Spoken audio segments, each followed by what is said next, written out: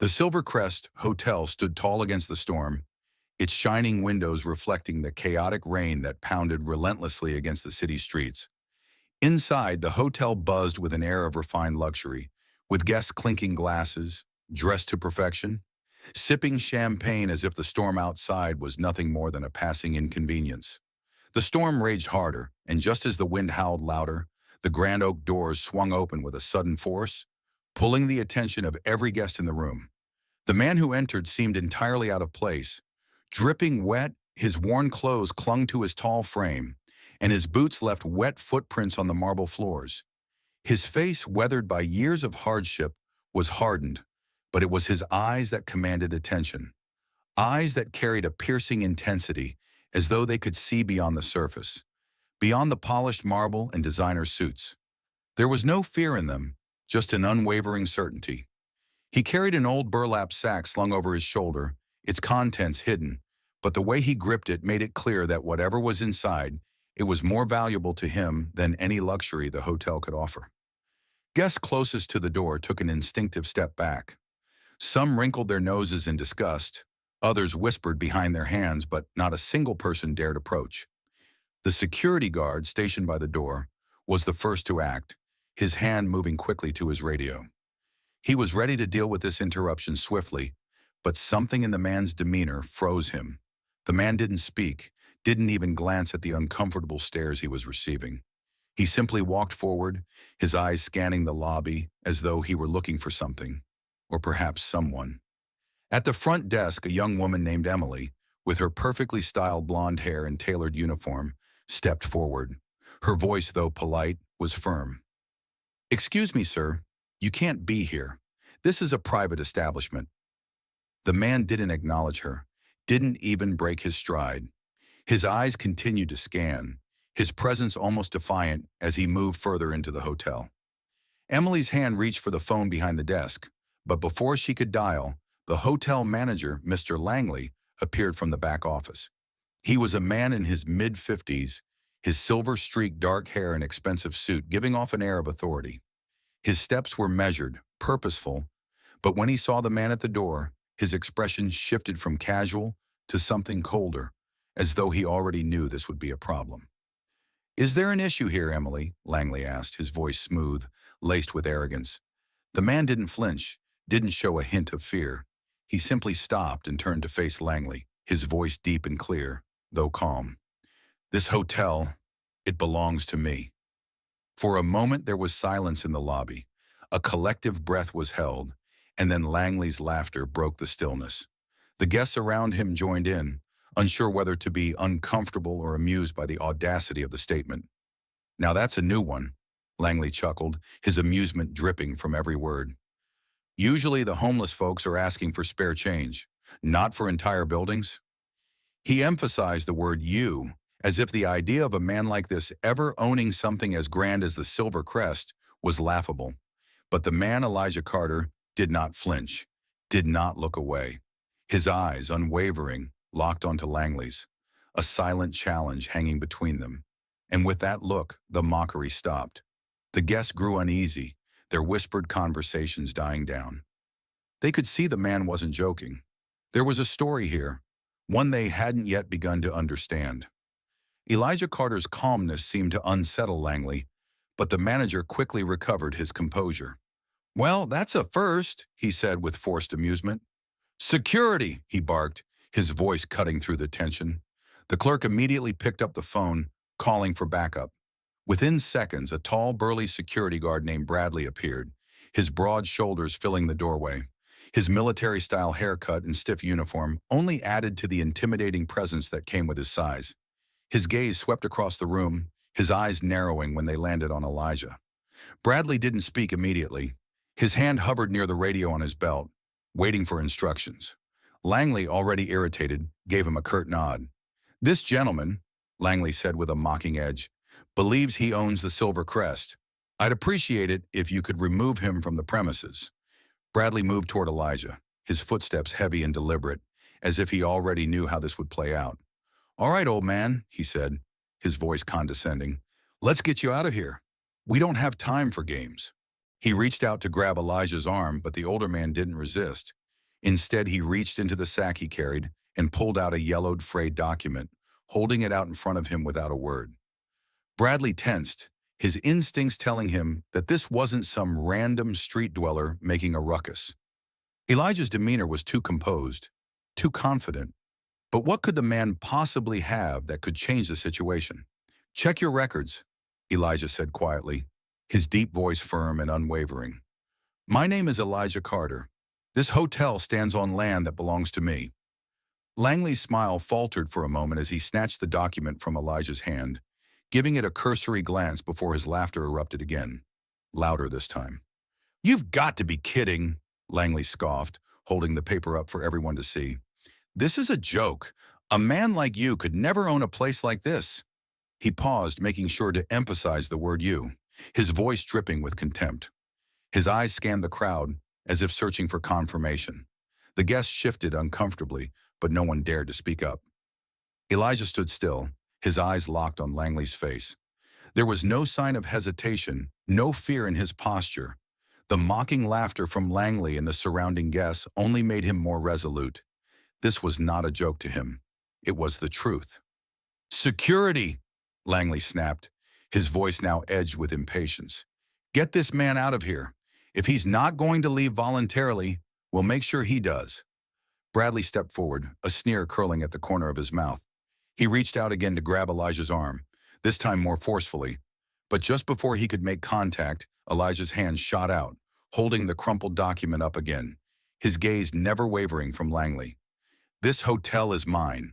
This land is mine. And I've come to reclaim what's rightfully mine," Elijah declared, his voice carrying across the lobby, cutting through the tension like a blade. Bradley hesitated. The air between them seemed to thicken, and for a moment it was as though time itself had stopped.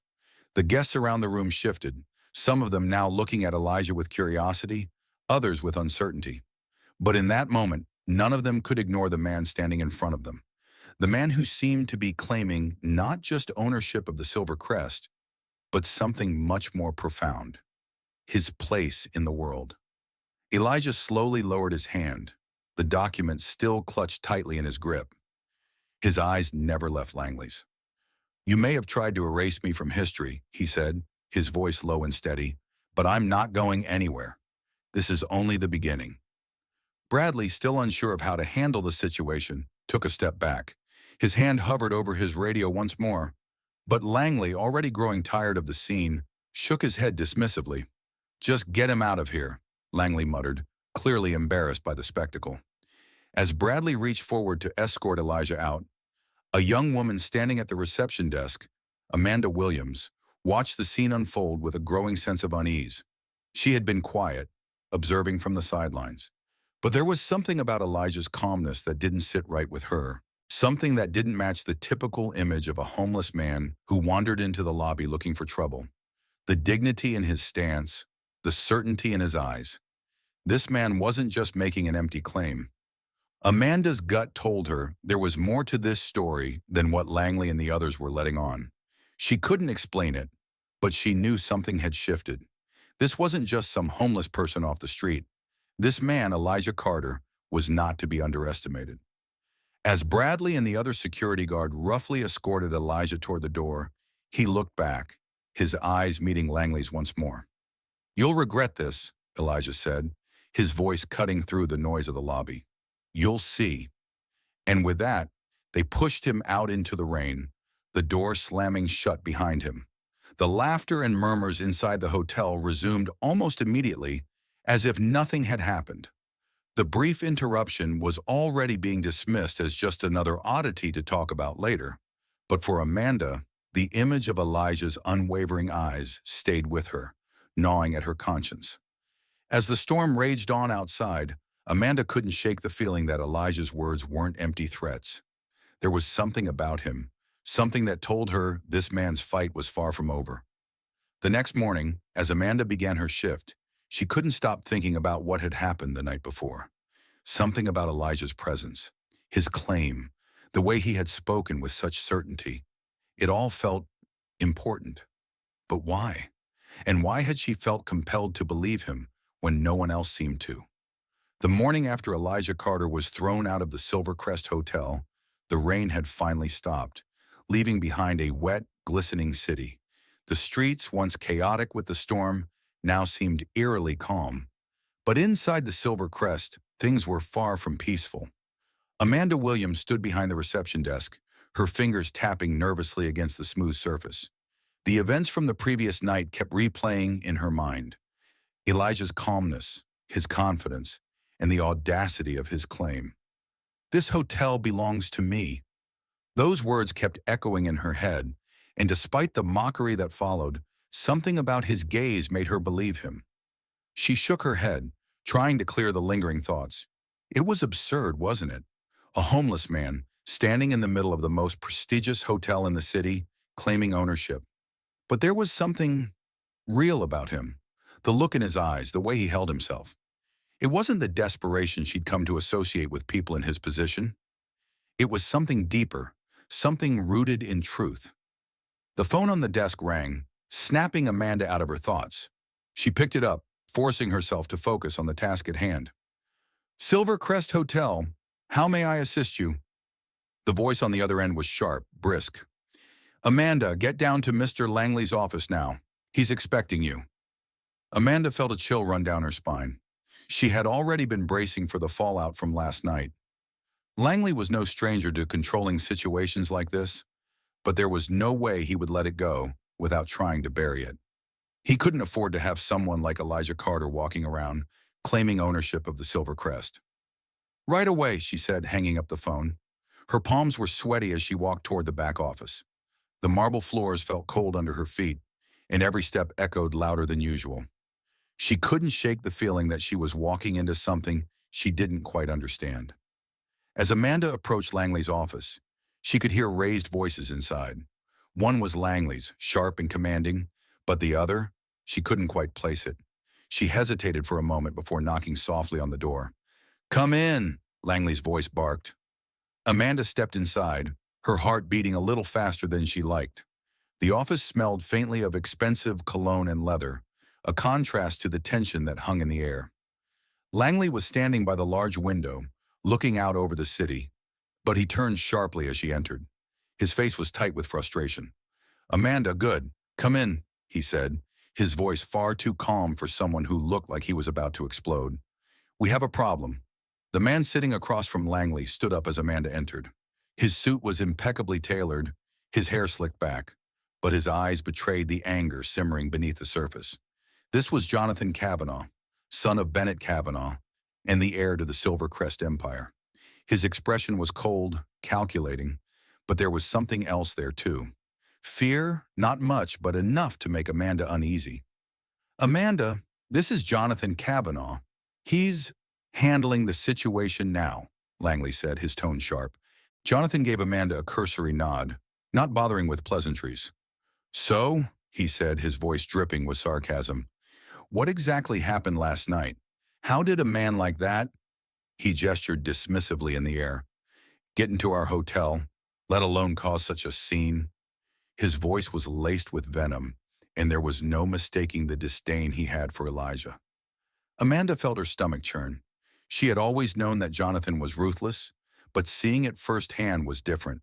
His presence alone commanded the room, but Elijah's words lingered in her mind, and she could almost hear him now. "You won't be laughing for long."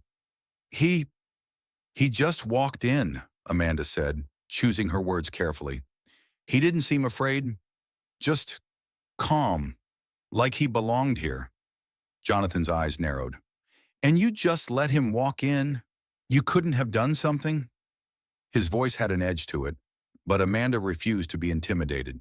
"I tried to handle the situation, but he wouldn't leave," she said. "He didn't seem like the usual homeless man trying to beg for change. He was different." Langley stepped forward, cutting her off. "It's irrelevant," he said, his voice hard. "What matters is that he's gone, and the situation's been handled. We don't need any more distractions, Amanda. We have a gala coming up, and I won't let a madman ruin it." His tone left no room for debate. Amanda felt her throat tighten. There was something off about all of this, but she couldn't put her finger on it. She was about to say something else when Jonathan spoke again, his voice softer now, almost pleading. "You're the one who dealt with him," Jonathan said, his eyes focused intently on her. "Did he show you anything? A deed, perhaps? Anything that could validate his claim?" Amanda hesitated. This was getting too close to something she wasn't ready to confront. The truth was, she hadn't fully processed everything that had happened the night before. She'd wanted to believe Elijah, but she needed more than just his word. If she didn't tread carefully, she could end up as much a target as Elijah. "No," she said, forcing herself to sound confident. "He didn't show me anything." Langley nodded, but his eyes were cold. "Good, because if he shows up again, I want you to make sure he doesn't get past the front door." "Understood?" Amanda nodded, though she wasn't sure she could follow through. Something inside her was telling her this wasn't over, and she wasn't so sure that what Elijah had said was as ridiculous as it sounded.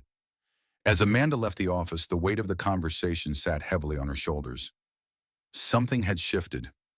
Elijah Carter had come into the Silver Crest, claiming ownership, and for the first time in a long while, Amanda felt the unsettling pull of doubt. The rest of the day dragged on for Amanda, as the usual hum of the Silver Crest continued, seemingly untouched by the chaos of the night before.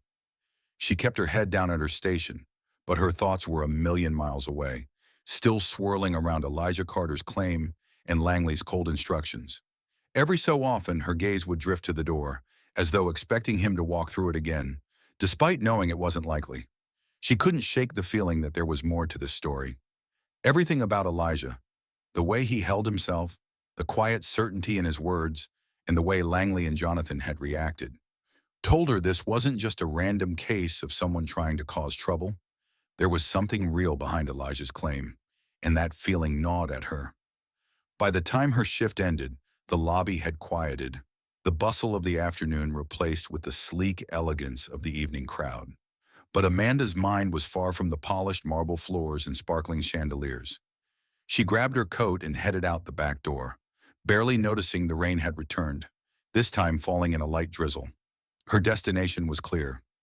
She needed to know more about Elijah Carter. She couldn't let go of the nagging question. Why had he come back after all these years? If his story was true, if the land did belong to him, why hadn't he fought for it sooner? And more importantly, what had happened to him in the years between? Amanda decided to start by doing what she did best, digging. She knew the hotel's archives better than most.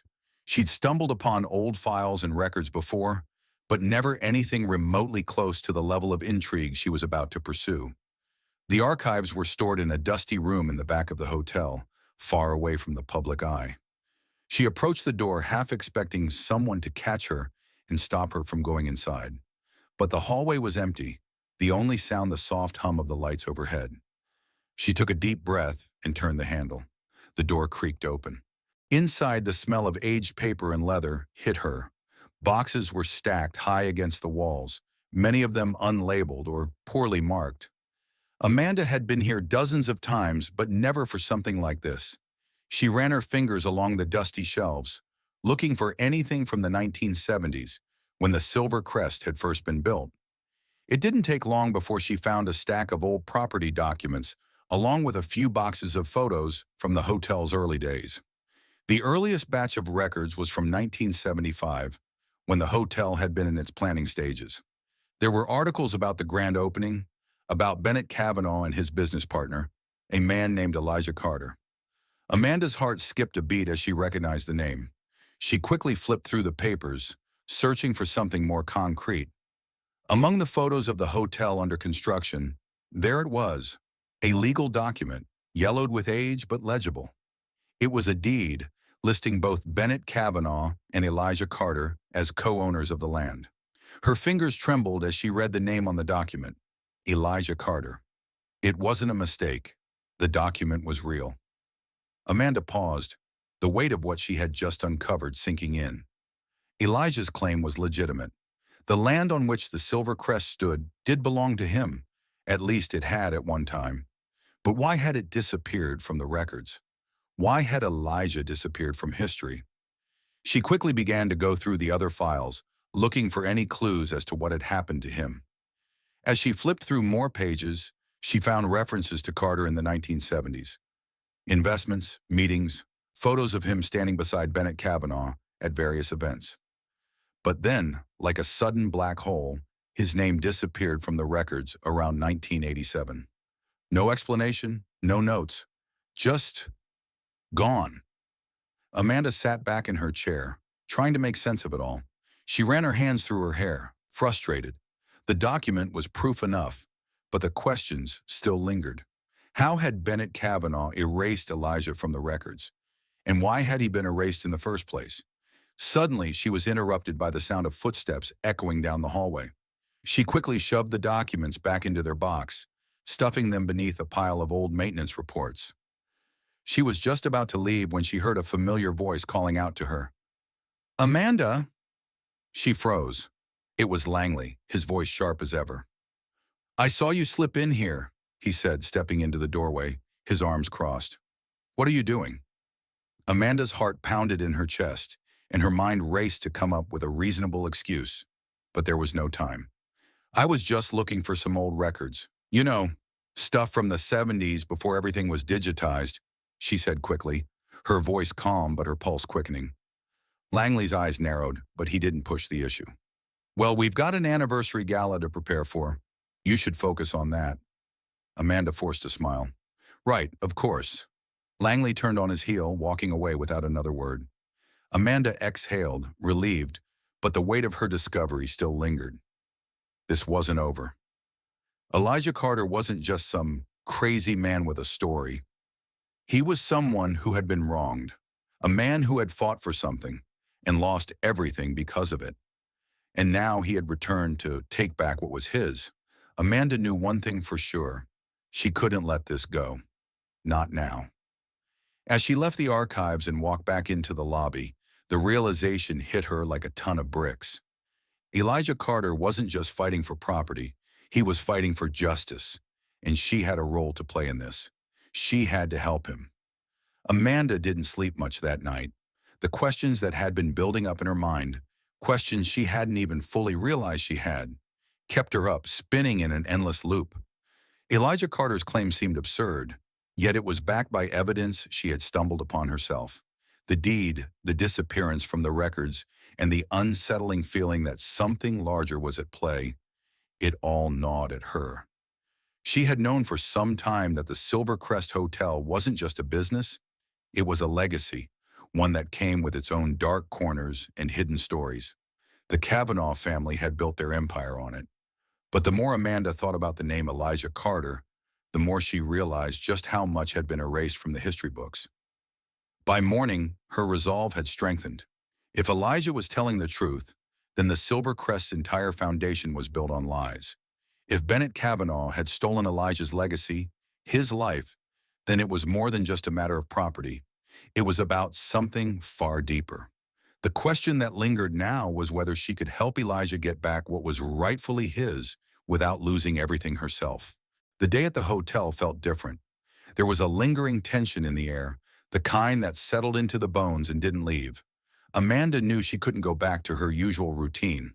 The feeling of unease had settled in, and there was only one thing she could do: find out everything she could about Elijah Carter.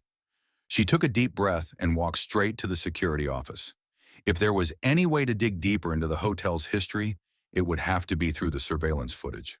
The security office was dark and quiet, the flickering of monitors filling the space with a cold glow.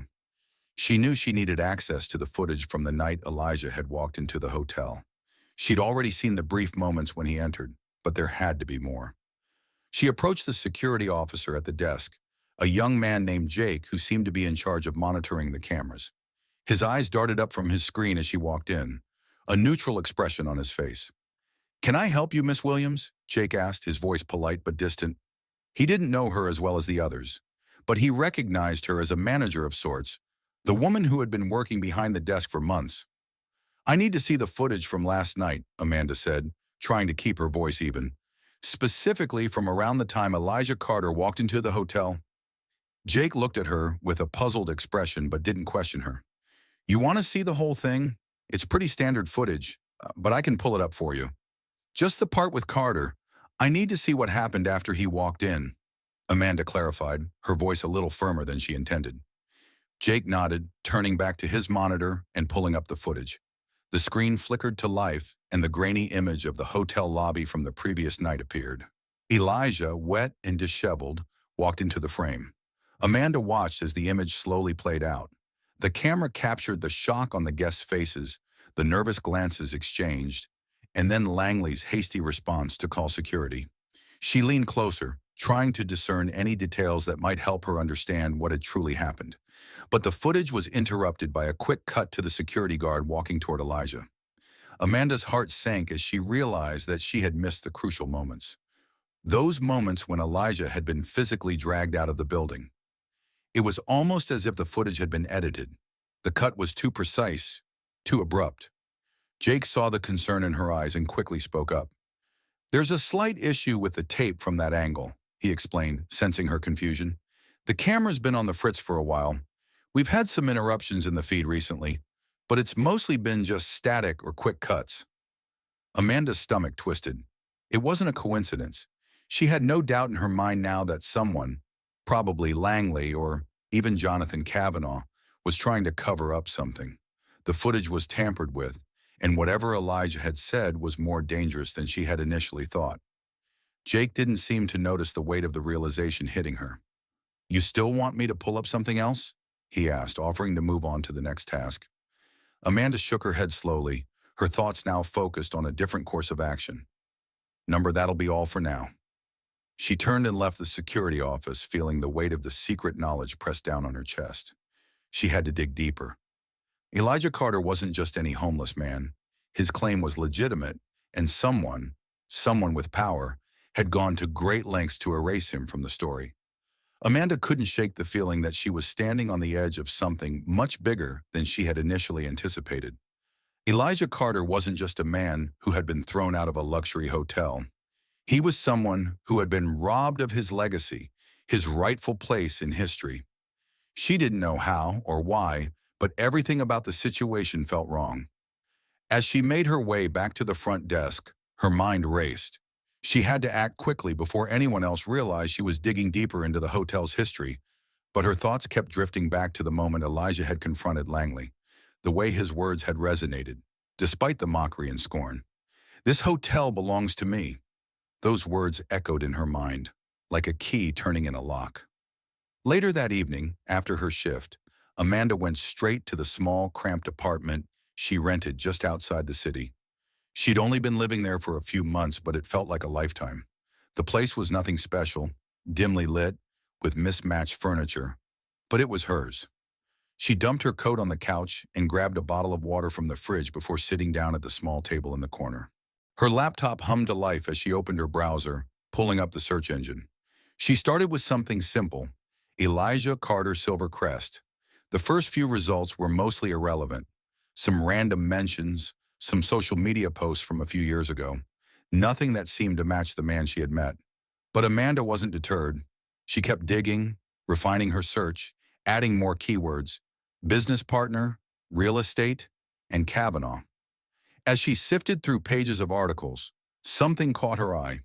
It was a mention of an article from the Chicago Tribune in 1975, detailing the rise of a man named Elijah Carter who had partnered with Bennett Kavanaugh to build a luxury hotel. The article described Carter as a rising star in real estate, ambitious and driven. But the mention was brief, just a few lines before the story focused more on Kavanaugh's connections and growing empire. Amanda quickly clicked on the link, feeling the familiar rush of excitement mixed with unease as the page loaded. The article was old, its edges yellowed and worn, but the contents were clear. There in print was a photograph of a much younger Elijah Carter, standing next to Bennett Kavanaugh. They were both in suits, smiling confidently in front of a construction site, the future location of the Silver Crest Hotel. Bennett Kavanaugh and Elijah Carter, a dynamic duo building the future of the city. Amanda's heart skipped a beat. This wasn't just some random partnership. This was a shared dream, a collaboration. And then, as she scrolled down, she found something even more telling. Another article dated 1987, buried deep in the archives. This one was about a scandal, one that had been swept under the rug. The headline read, Businessman Elijah Carter, arrested, accused of fraudulent activity. The article was vague, offering little in terms of details, but the implications were clear. Elijah Carter had been accused of embezzling funds from the very hotel he had helped to build. And just like that, his name vanished from the public eye. There were no follow-up stories, no more pictures, no articles on his release, just silence. Amanda's stomach churned. She knew what had happened. Kavanaugh had framed him. The pieces started to fall into place. Carter had been set up, imprisoned on fabricated charges, and erased from history. The Silver Crest Hotel, the crown jewel of the Kavanaugh empire, had been built on the ruins of Elijah Carter's life. She sat back, her mind racing. Elijah had been a co-owner, but they had stolen everything from him: his reputation, his business, and the future he had once dreamed of. And now here he was, back to reclaim what was rightfully his. But why hadn't he come back sooner? Why had he waited all these years? What had kept him silent, living on the streets, when he could have fought for his name, his legacy? Amanda closed the laptop with a sharp click. She didn't have the answers yet, but she knew one thing for certain. She couldn't sit idly by and let the Kavanaughs get away with this. Elijah Carter deserved more than to be forgotten. He deserved justice, and Amanda was starting to realize that she could help him get it. The next day, Amanda arrived at work early, just as the sun was rising and the streets were still wet from the previous night's rain. As she stepped into the Silver Crest lobby, she noticed how much quieter it seemed than usual. The buzz of the previous day's activity had faded, replaced by a tense stillness that felt almost suffocating. She took her place behind the reception desk, but her thoughts were elsewhere. She was determined to find Elijah again, to speak to him directly. There was more to his story, more to the injustice he had suffered. Her chance came sooner than she expected. As the clock struck 9, the lobby doors swung open, and there, standing in the doorway, was Elijah Carter. But this time, he didn't look like a man who had been discarded or forgotten. He looked different, stronger, more purposeful. His eyes were fixed ahead, not on the marble floors or the staff who watched him nervously from the sidelines. No, this time, Elijah was focused on something far more important. He was here to take back what was rightfully his. Elijah Carter stood at the entrance of the Silver Crest Hotel, his eyes scanning the opulent lobby as the usual hustle and bustle of the day unfolded around him. The staff, the guests, the luxury. It all seemed so distant, so foreign to him now. But he wasn't here for the glamour. He wasn't here for the superficial beauty of the marble floors or the chandeliers that hung like trophies from the ceiling. He was here for something much more important, what was rightfully his. As he stepped forward, the atmosphere shifted. Guests murmured, their eyes following him with a mix of curiosity and suspicion. The same looks they'd given him the day before, but this time Elijah carried himself with a quiet confidence that was hard to ignore. He didn't look like the homeless man who had stumbled in from the rain. No, today he looked like a man who had come to reclaim his place, to take what was his. Amanda, who had been preparing for another day behind the desk, froze when she saw him. Her heart skipped a beat. There he was again, standing in the same lobby, only this time he wasn't being dragged out by security. This time he was walking with purpose, his eyes steady and unyielding.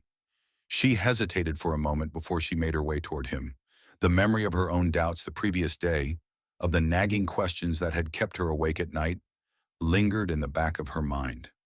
She had done her research, found the documents, and uncovered the truth. Elijah was telling the truth. And yet, here she was, stuck between her job, her loyalty to the Kavanaughs, and the undeniable pull of justice. "Elijah," Amanda called, her voice soft but clear. He turned to face her, his expression calm but intense. There was no surprise in his eyes, only the same quiet determination she had seen the day before. It was as if he had known she would be here, as if he had known that she would be the one to help him, whether she realized it or not. "I need to speak with you," Amanda said, stepping closer. Elijah nodded, his gaze never wavering. "I know you do." They walked together to a quiet corner of the lobby, away from the prying eyes of the guests and staff. Amanda could feel the weight of the moment, the gravity of what was happening. She had thought that what Elijah needed was simply a voice of support, someone to help him navigate this chaotic world of power and wealth. But as they stood there, she realized that this wasn't just about Elijah reclaiming a hotel. This was about something far bigger, something that would shake the very foundation of the Kavanaugh dynasty. "I found something," Amanda began, her voice barely above a whisper. "The deed, the records, they're real. Elijah, you're not lying about any of this." Elijah's eyes softened, but there was no sign of relief. "I know," he said simply. "I never doubted you would find the truth. It's been waiting for someone to uncover it." Amanda glanced around the lobby, ensuring no one was listening, before continuing. "I found the articles, the police records, everything. You were framed, set up by Bennett Kavanaugh. He erased you from the history books." Elijah didn't respond at first. He simply looked at her, his expression unreadable. The silence between them was heavy, filled with the weight of years spent in exile, years spent fighting to survive. His eyes flickered to the grand staircase, to the spot where, decades ago, he had stood as a partner in this very hotel. "It was always about control," Elijah said quietly, his voice tinged with regret. "The hotel, the money, the power. It was never just about business. It was about making sure I didn't have a voice, that I was erased completely." Amanda nodded, feeling the gravity of his words. She could see the pain in his eyes, the years of injustice that had shaped him into the man standing before her. And in that moment, she realized that helping him wasn't just about doing what was right for him. It was about giving him the chance to speak for everyone who had been silenced by power and greed. "I want to help you, Elijah," Amanda said, her voice firm. "But we have to be careful. Langley and Jonathan won't just let this go. They'll do whatever it takes to keep the truth from coming out." Elijah's gaze never faltered. "I know, but I've waited long enough, and I'm not leaving until I get what's mine." The determination in his eyes was palpable. Amanda knew he wasn't just fighting for a hotel.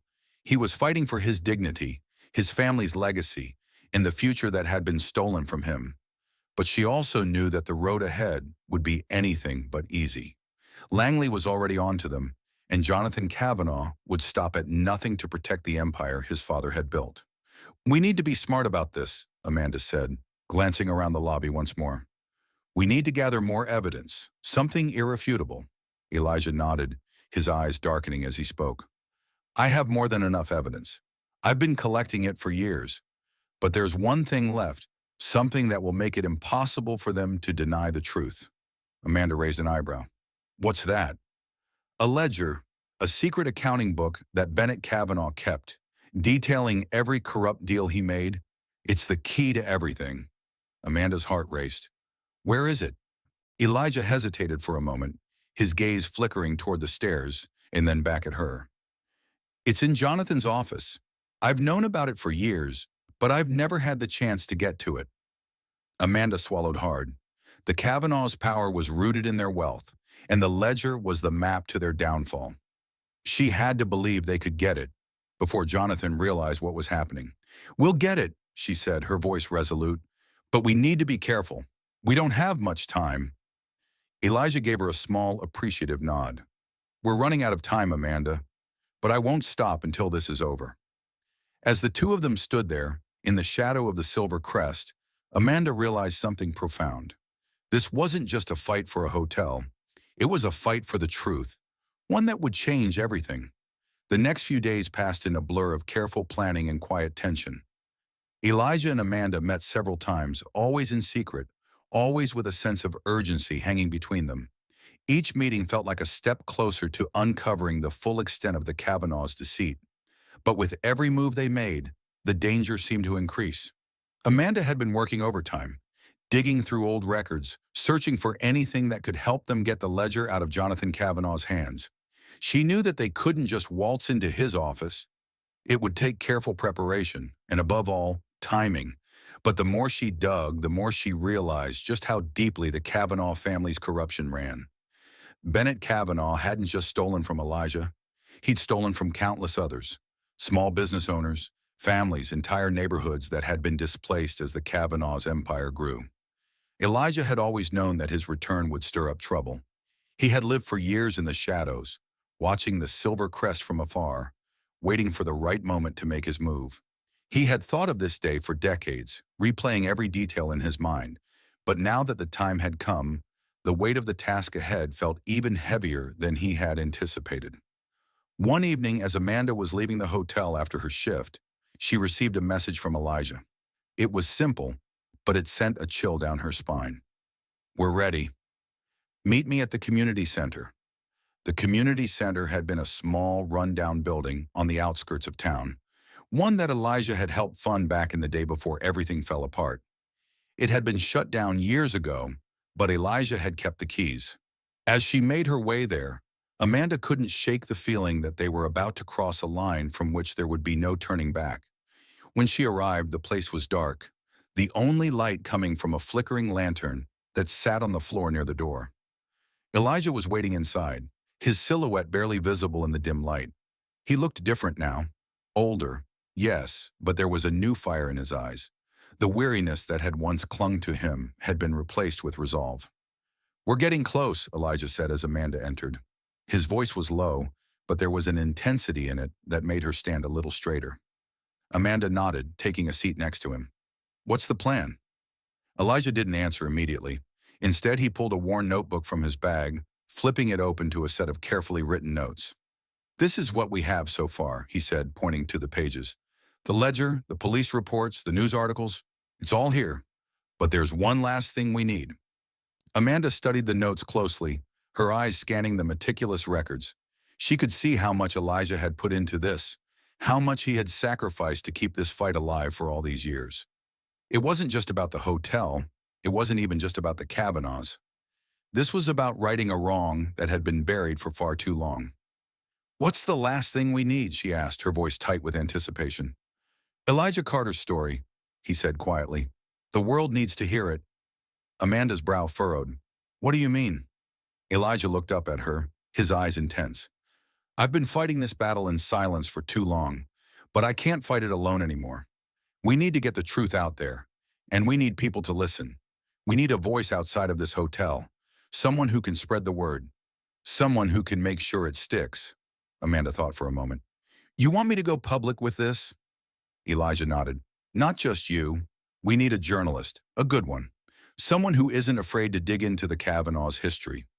Someone who will tell the truth, no matter the cost." A sense of dread settled over Amanda. Going public with this could change everything. It could ruin the Kavanaughs. It could destroy the Silver Crest Hotel, but it could also bring the truth to light. Something she knew deep down was far more important. "I'll start reaching out to contacts," Amanda said, her mind already racing. "I know a few people in the press who might be able to help."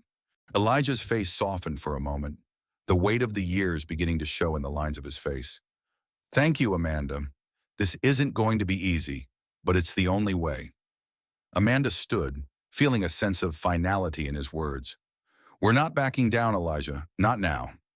The next morning, Amanda wasted no time. She reached out to a journalist named Frank Banks, a reporter she had known from her days working with local businesses. Banks had a reputation for investigating corruption, and while he had never been one to take on high-profile targets like the Kavanaugh family, Amanda knew this was different. This wasn't just a story, it was a reckoning. When Frank agreed to meet her, she didn't hesitate to spill everything. She showed him the documents, explained the full scope of the Kavanaugh's empire, and revealed the truth about Elijah Carter. Banks listened intently, his expression unreadable, but when Amanda was finished, he leaned back in his chair, his fingers tapping on the desk. "This is huge," Frank said finally, his voice a mix of awe and apprehension. "If this is true, it could bring the whole Kavanaugh dynasty crashing down. But you're sure about all this, Amanda?" She nodded, her resolve hardening. "I've seen the evidence. Elijah was right. This hotel, everything they've built, it was stolen from him." Frank paused for a moment, his gaze flicking between the documents and Amanda. "You realize this will be dangerous, right? Exposing the Kavanaughs won't be easy. They'll fight back. They have the money, the connections. You could lose everything." Amanda took a deep breath. She had already known the risks. but she also knew the stakes. This wasn't just about saving Elijah. It was about exposing the truth, and for the first time in years, she felt like she was on the right side of history. "We don't have a choice," Amanda said. "The truth has to come out." Frank nodded slowly, a grim expression on his face. "All right, I'll help. But you have to be prepared for the fallout. It's not just the Kavanaughs we'll have to worry about." Amanda's heart raced. She knew he was right, but she also knew they had no time to waste. The Kavanaughs were already planning their next move, and she couldn't afford to wait any longer. The plan was set. There was no turning back now. Amanda had managed to get in touch with Frank Banks, and while his initial skepticism had been apparent, the more she shared with him, the clearer it became that they were on the verge of something monumental. The Kavanaugh family wasn't just running a luxury hotel.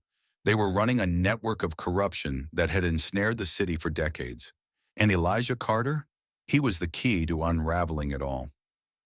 Amanda spent the next few days quietly preparing. She met with Frank Banks multiple times, handing over more documents and evidence that she had gathered from the hotel's archives.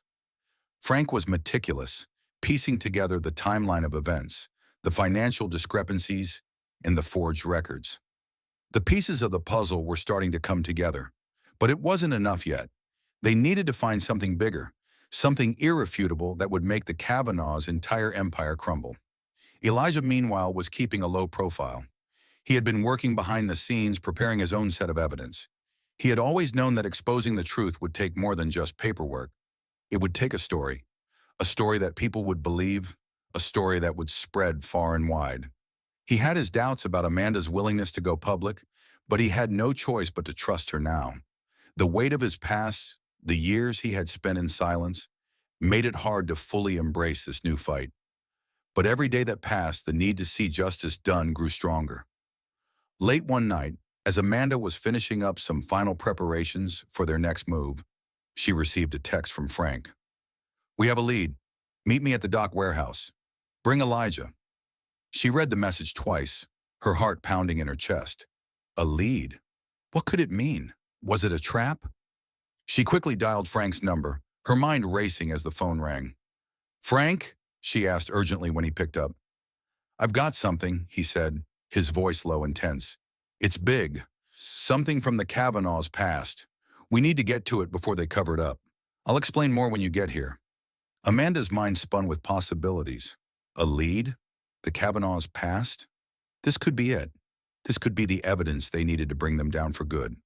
"All right," she said, trying to keep her voice steady. "I'll get Elijah. We'll meet you at the warehouse." As she hung up, Amanda felt a mixture of dread and hope settle into her stomach. This was it. They were close. Too close for comfort. She found Elijah at the community center, as usual. The familiar space had become a sanctuary for both of them over the past few days, a place where they could strategize and prepare without fear of being overheard. But tonight it felt different. The air was charged with the kind of energy that only a big moment could bring. Elijah was standing near the small window, looking out into the street, his posture as steady as ever. "Elijah," Amanda said, walking into the room, "we've got a lead. Frank says it's big. He wants us to meet him at the warehouse." Elijah turned to face her, his eyes narrowing slightly. "A lead?" he asked, his voice measured. "What kind of lead?" "I don't know exactly," she said, feeling the weight of the uncertainty hanging between them. "But he's convinced it's something from the Kavanaugh's past, something they'll do anything to protect. We need to get to it before they can cover it up." Elijah considered her words carefully. He had been patient for so long, biding his time, waiting for the right moment. But now the stakes were higher than ever. If Frank had found something significant, it could be the turning point they needed. "Let's go," he said finally, his tone unwavering. "We don't have time to waste." The drive to the warehouse felt like an eternity. Amanda sat in the passenger seat, her mind racing with questions. What had Frank found? Was this the moment they had been working toward? She glanced at Elijah, who sat beside her, his face set in quiet determination. He was a man of few words, especially now, as the weight of the situation pressed down on them both. But Amanda could sense his thoughts, his years of patience, of waiting for this very moment, all coming to fruition. The warehouse district was eerily quiet when they arrived. The rain had stopped, but the night air was thick with a cold dampness. The only sound was the hum of distant traffic and the occasional clang of metal in the distance. Amanda felt the tension in her muscles tighten as they pulled into the parking lot. She couldn't shake the feeling that they were walking into something bigger than any of them had anticipated. Frank was already there, leaning against his car, his arms crossed as he scanned the empty streets. When he saw them approach, he straightened up, his expression grim. He motioned for them to come over quickly. "Is it here?" Elijah asked, his voice low, almost unreadable. Frank nodded, his eyes flicking around the lot before meeting Elijah's. "It's not just here," Frank said, his voice tight. "What I found, it's bigger than I thought. The Kavanaughs didn't just steal from you, Elijah. They were part of something illegal that goes back decades, and it's all tied up in this place." Amanda felt her breath catch in her throat. "What do you mean?" she asked, her voice barely above a whisper. "What exactly did you find?" Frank walked toward the warehouse's main entrance and stopped in front of the heavy metal door. "Come inside," he said, his hand resting on the door's rusted handle. "You need to see it for yourself." Elijah exchanged a look with Amanda before nodding. They followed Frank into the dimly lit interior of the warehouse, the air thick with dust and the faint smell of old oil. As they moved deeper into the space, Amanda's eyes slowly adjusted to the low light. The shelves and crates lined the walls, but at the far end of the room, there was a large wooden desk stacked high with papers and old files. Frank motioned for them to approach. "It's all here," he said. "The records, the documents, everything they didn't want anyone to see. And there's something else. A ledger that details every bribe, every shady deal Bennett Kavanaugh ever made." Amanda's heart raced. This was what they needed. This was the proof.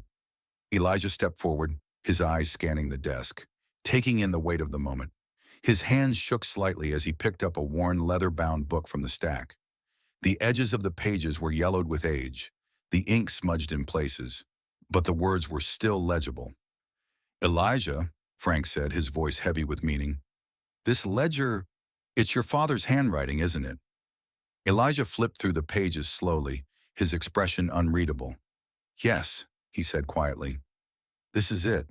This is everything."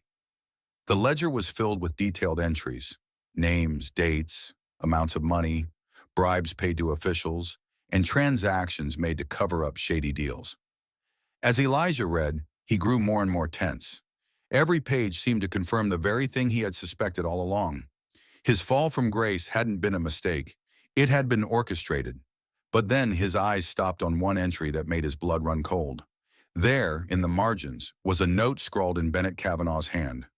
"Elijah Carter, deal with him. He's becoming a problem. If he keeps pushing, we end him." Amanda's stomach dropped. "Elijah, this is proof. Proof that Kavanaugh planned everything. You were set up." Elijah closed the ledger slowly, the weight of the words sinking in, his jaw clenched. "I knew it. I always knew."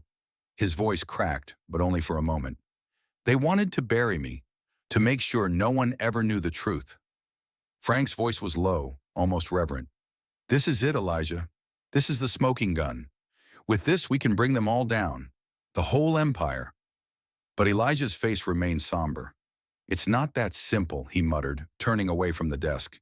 This is just one piece of the puzzle.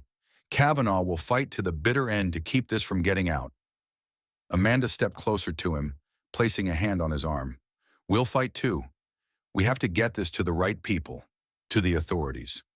We have the truth now, Elijah. We're not backing down." Elijah turned to face her, his eyes intense. "You're right," he said, a flicker of resolve in his voice. "We're not backing down, but we need to be smart about it. We need to make sure they can't silence us." The sound of footsteps echoed in the distance, and all three of them froze. Someone was coming. "Elijah," Frank hissed, "we need to go." "Now." Elijah tucked the ledger into his jacket, his face hardening with determination. "We're not done yet, but I won't let them destroy this evidence." They quickly moved toward the back of the warehouse, their footsteps light as they slipped through the shadows. Amanda's heart pounded in her chest, the adrenaline rushing through her veins. She could feel the weight of the moment, the power of the truth they had uncovered and the danger they now faced. As they neared the back exit, Elijah paused, looking back at the desk where the records lay. The Kavanaughs had built their empire on lies and manipulation, and now they were about to lose it all. But Elijah wasn't just fighting for a hotel. He was fighting for his family's name, his dignity, and the chance to take back what had been stolen from him. "We're getting close," Elijah said softly, almost to himself. "Closer than we've ever been." The air was thick with tension as Elijah, Amanda, and Frank made their way out of the warehouse. The night seemed darker than usual, the quiet of the industrial district amplifying every footstep. The warehouse doors creaked shut behind them, and for a brief moment, there was nothing but the sound of their breaths and the distant hum of the city. Amanda could feel the weight of the ledger in Elijah's coat, hidden against his chest, as if the proof of everything they had fought for, everything they had uncovered, was finally within their grasp. But despite the rush of adrenaline, there was still that gnawing feeling at the back of her mind. They had something powerful now. But would it be enough? "We can't just walk out of here and assume they won't find us," Frank muttered under his breath, his eyes scanning the surroundings as they moved toward the cars parked at the edge of the lot. Elijah's eyes flicked over to him, his expression hard and calculating. "We won't be caught," he said firmly, "but we need to move fast. The Kavanaughs won't let this go. They'll come for us." Amanda shivered, not from the cold, but from the weight of the truth they were carrying. She had known that exposing the Kavanaughs' lies would be dangerous, but now it felt more real than ever. The pieces of the puzzle were falling into place, but the consequences of what they were doing, what they were about to do, were beginning to sink in. Frank unlocked his car, the engine rumbling to life as he slid into the driver's seat. "We need a safe place to lay low, somewhere they won't think to look." Amanda nodded, sliding into the back seat as Elijah joined her, his eyes still locked on the dark streets around them. "Where do we go?" "I know a place," Frank replied, his voice low. "It's off the grid, away from prying eyes. We can get some rest, figure out the next step." Elijah nodded once, his gaze never leaving the street ahead. "We need to stay ahead of them. This isn't just about getting the evidence to the right people anymore. It's about staying alive long enough to see it through." The city passed in a blur as Frank drove. Streets turned into highways, the hum of the engine drowning out Amanda's thoughts. The plan had shifted so quickly. Just hours ago, they had been preparing for something else entirely. Maybe just gathering more evidence. Maybe even confronting the Kavanaughs head-on. But now it was different. Now they were on the run. As they drove further out of the city, Amanda couldn't help but wonder just how far the Kavanaughs' influence reached. If they could bury Elijah for all these years, what would stop them from going after her, Frank, or anyone who got too close to the truth?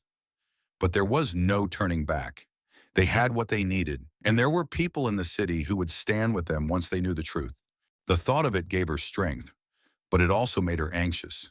She was scared, scared of what would happen next, scared of what she might lose. Frank's car finally pulled off the main road and into a quiet, secluded area. The lights of the city were a distant glow in the rearview mirror. They had arrived. The cabin was small and modest, tucked away in a clearing surrounded by trees. It wasn't much, but it was enough. It was a safe house, a place where Frank had stayed before when things had gotten too hot. Elijah seemed to relax slightly as they pulled up, though his face was still tense. There was no time to let their guard down. Amanda stepped out of the car, stretching her legs as she glanced around. It was silent out here, the only sound the occasional rustle of wind through the trees. The night felt almost peaceful, but Amanda knew that peace was fleeting. "Elijah," Frank said, turning to him as they walked toward the cabin, "we need to get this to the press.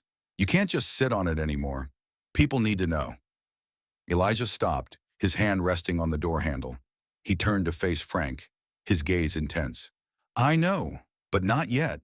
We need to make sure we're not being followed first. We need to be sure we're safe.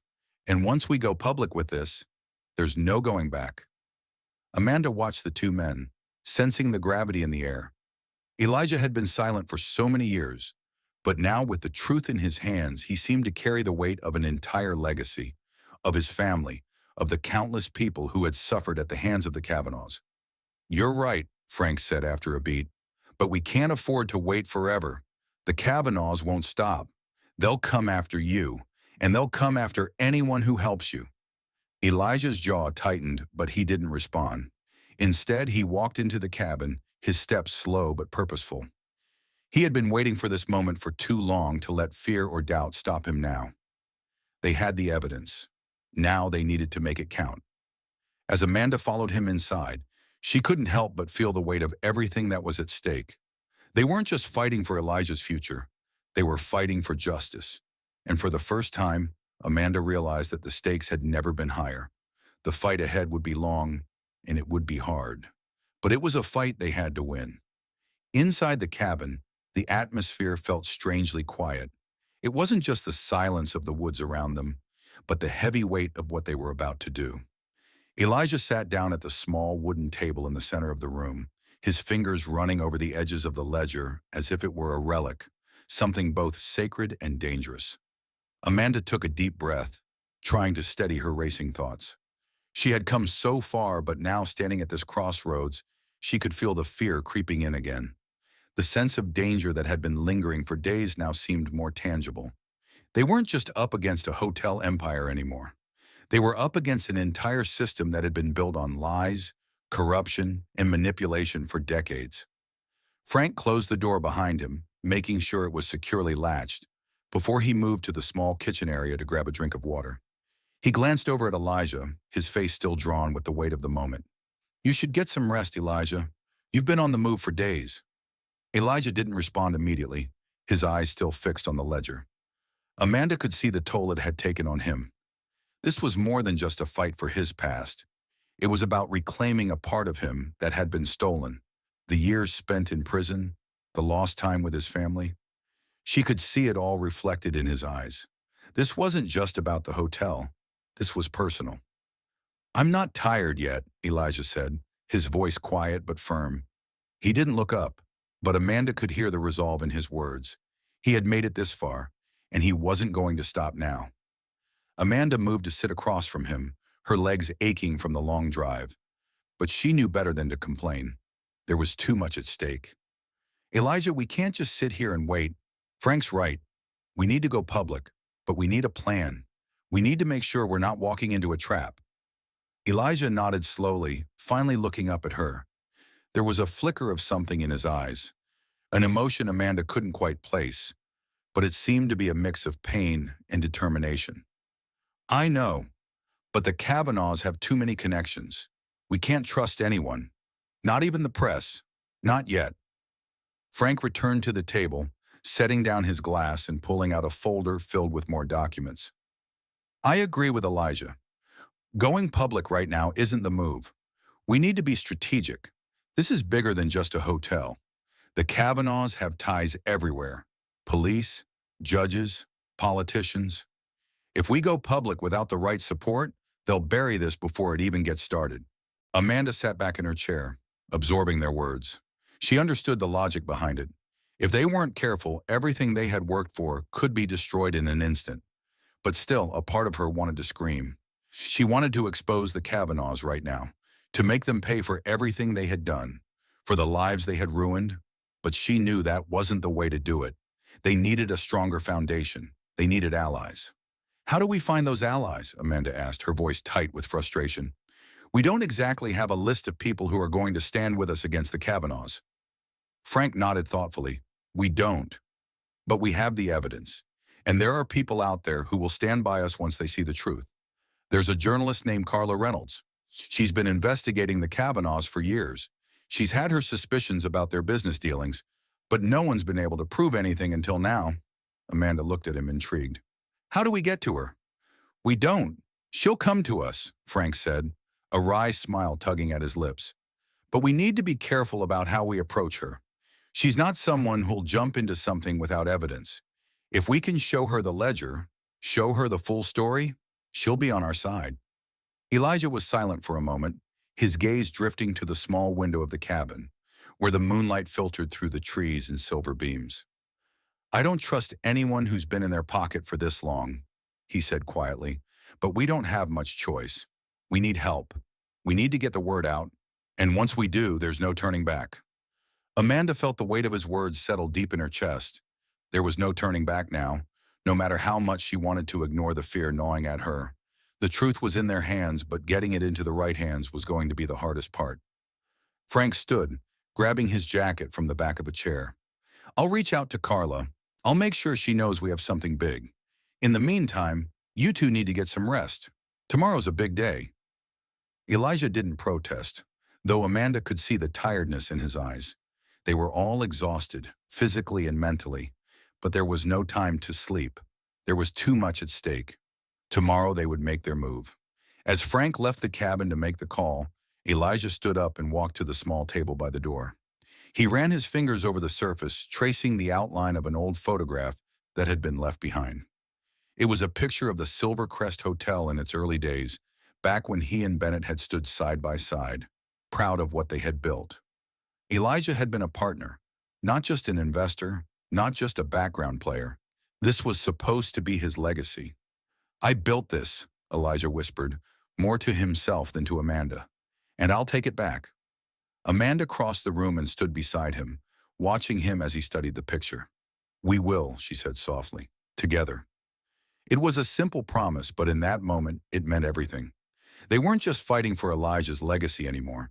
They were fighting for something much bigger, for justice, for the truth, and for all the people who had been silenced by the Kavanaughs' empire.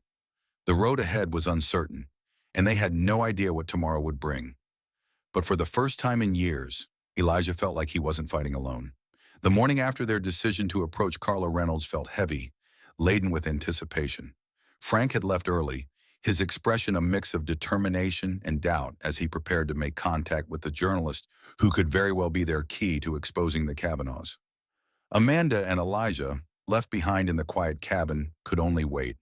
They had taken all the necessary precautions, but there was a lingering sense of unease in the air. The stakes had never been higher, and the Kavanaugh family's web of power seemed to stretch farther than they had originally imagined. Amanda paced the small cabin, her thoughts a tangled mess of uncertainty and hope. She had seen the ledger with her own eyes. She had seen the bribes, the fraudulent deals, and the malicious intent behind the Kavanaughs' empire. She had no doubt about their guilt, but now the question was, how could they make sure the truth would be heard? Elijah sat at the small wooden table, his fingers absently tracing the edges of the leather-bound ledger. The weight of it seemed to be growing heavier with every passing hour. He wasn't the type to let anxiety show, but Amanda could see the tension in his face, the way he held himself. He had been fighting for this moment for years, and now that they were so close, he couldn't help but wonder what would happen once the truth was out. Would the Kavanaughs come after him? Would the authorities even believe them? You all right? Amanda asked, stopping her restless pacing. Elijah glanced up at her, his expression unreadable, but there was a flicker of something in his eyes. Something close to frustration. I'm fine, he said simply, but his voice lacked its usual conviction. Amanda knew better than to press him. Elijah had carried the weight of his past for far too long, and this was just another burden on his shoulders. But it wasn't just about him anymore. It was about all the people who had suffered because of the Kavanaughs' actions. It was about exposing the system of corruption that had ruined so many lives. We'll make it right, Amanda said quietly, more to reassure herself than to comfort Elijah. We're not going to let them get away with this. Elijah nodded but didn't respond. He stood up suddenly, walking to the small window and staring out at the trees surrounding the cabin. The sunlight had just started to break through the clouds, casting long shadows on the ground. For a moment, Amanda thought he might say something, but he didn't. Instead, he just kept watching the horizon as if waiting for something to happen. A sharp knock on the door broke the silence. Amanda jumped, her heart racing as she turned toward the sound. It was too soon for Frank to return. He had only left an hour ago. She exchanged a quick glance with Elijah, who moved toward the door, his expression wary. Who is it? Elijah called out. It's Frank, came the voice from the other side. We need to talk, now. Elijah opened the door, revealing Frank standing on the porch, his face grim. Without a word, he stepped inside, closing the door behind him with a soft click. Amanda could immediately tell something was wrong.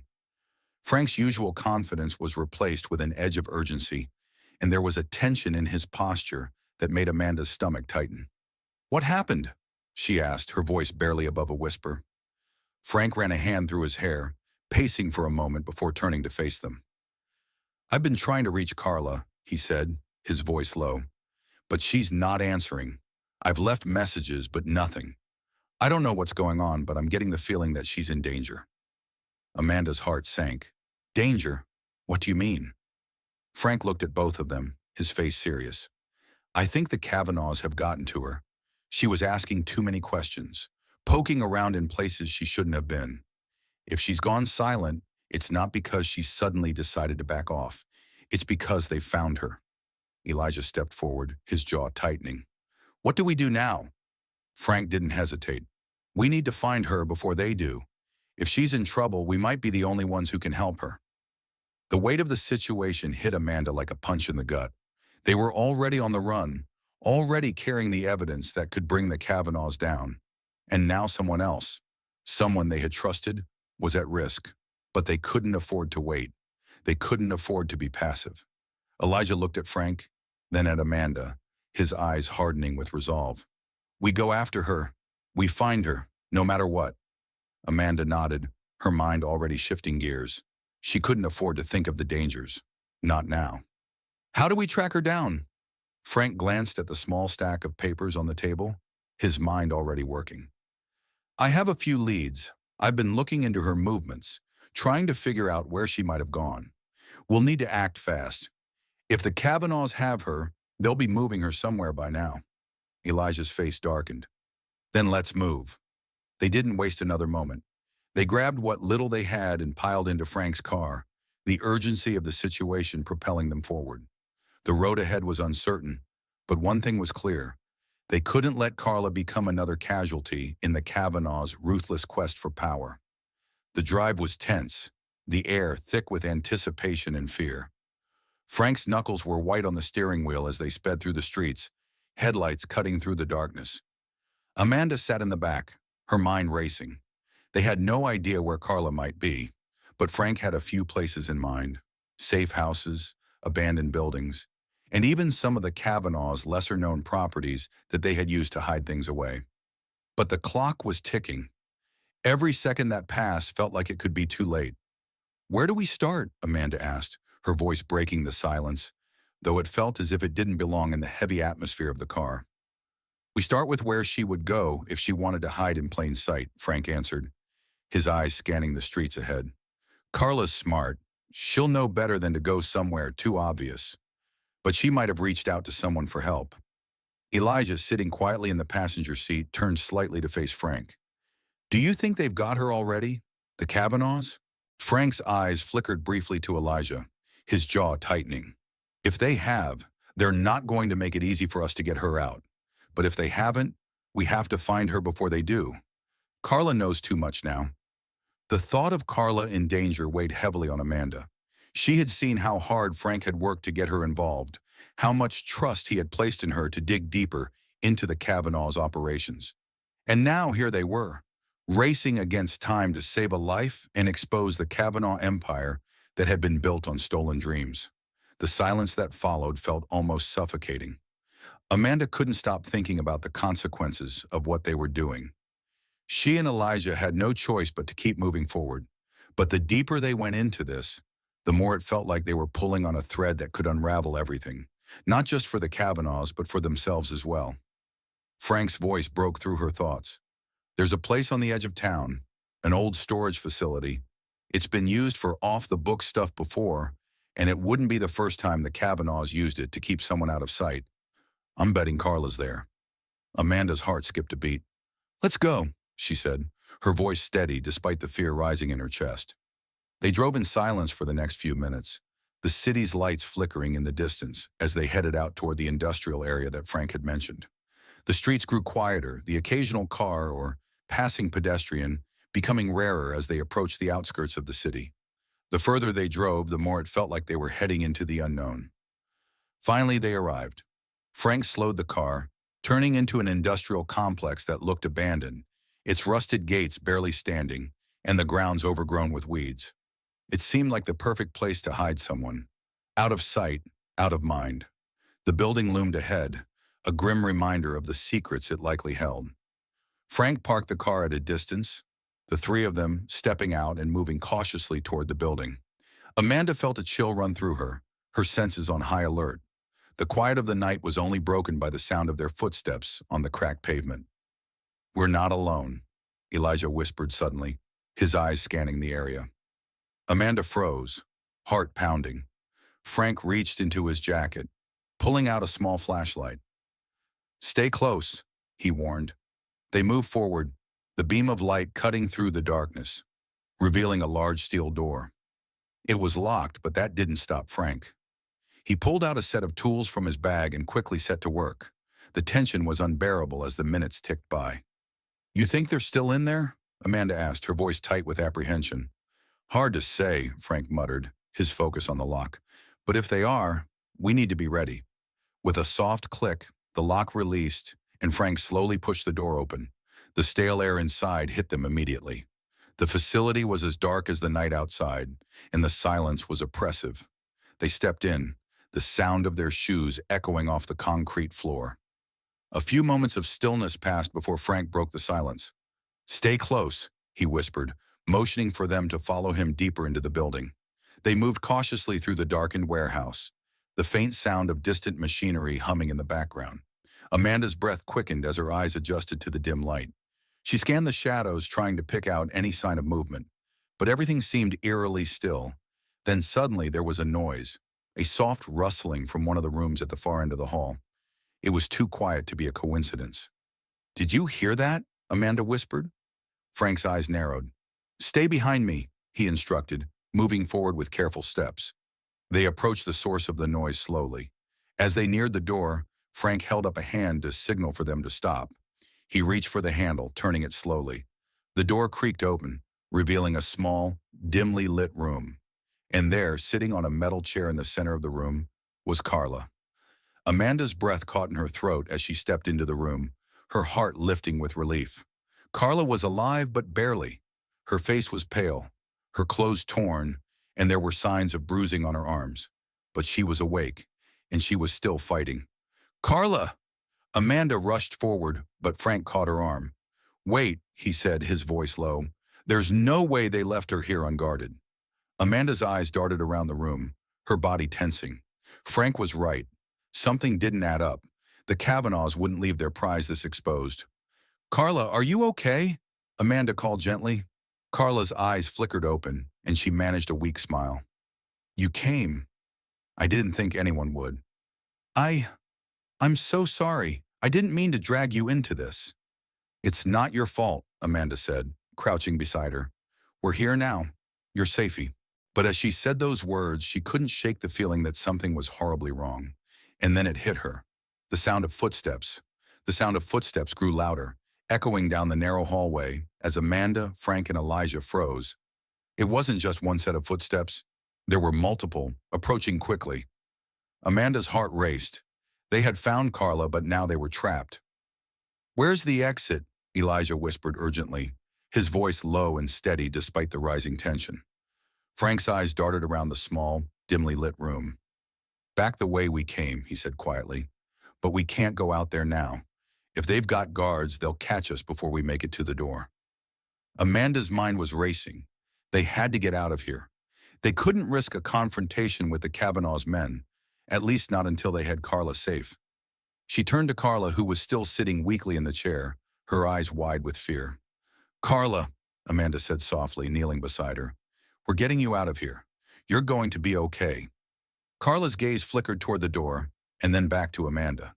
"You need to leave," she whispered, her voice barely audible. "They're coming for you. They won't stop until they find you." Amanda's stomach dropped. "We're not leaving without you," she insisted, her tone firm. The footsteps were closer now, the sound of boots against concrete echoing in the silence. There was no more time.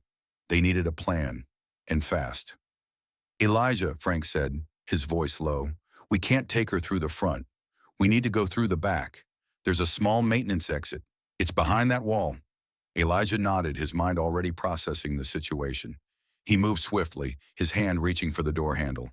"Let's go." They crept out of the room, the darkness of the warehouse swallowing them whole. The sound of their footsteps, now muffled by the old floorboards, was the only thing that kept them grounded. Amanda's heart pounded in her chest as she helped Carla to her feet, supporting her as best as she could. Carla was weak, but there was a fire in her eyes, a fire that hadn't gone out, even after everything she had been through. The group moved quietly, inching toward the back of the warehouse. Frank led the way, checking every corner for guards while Elijah kept watch behind them.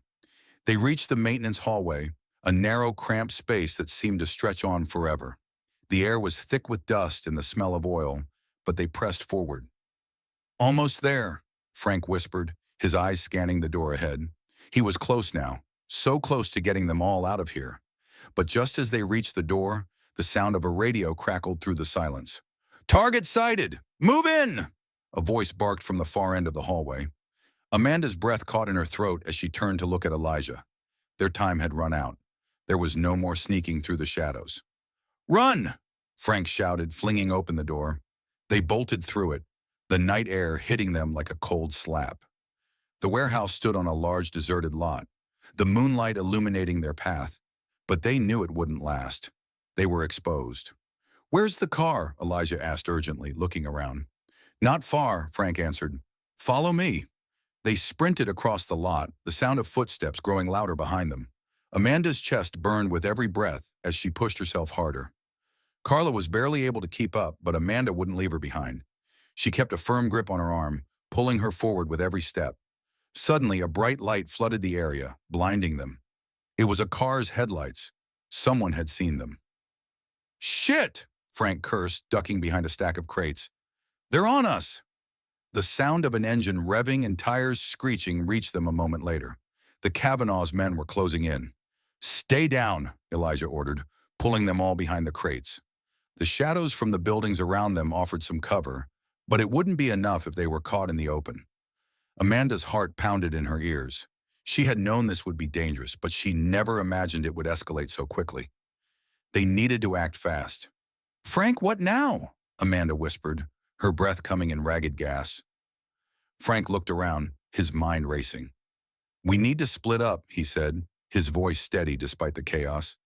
"We're too easy to target together. We'll make it harder for them to track us." "No," Amanda said, shaking her head. "We stay together." "We can't afford that," Frank insisted.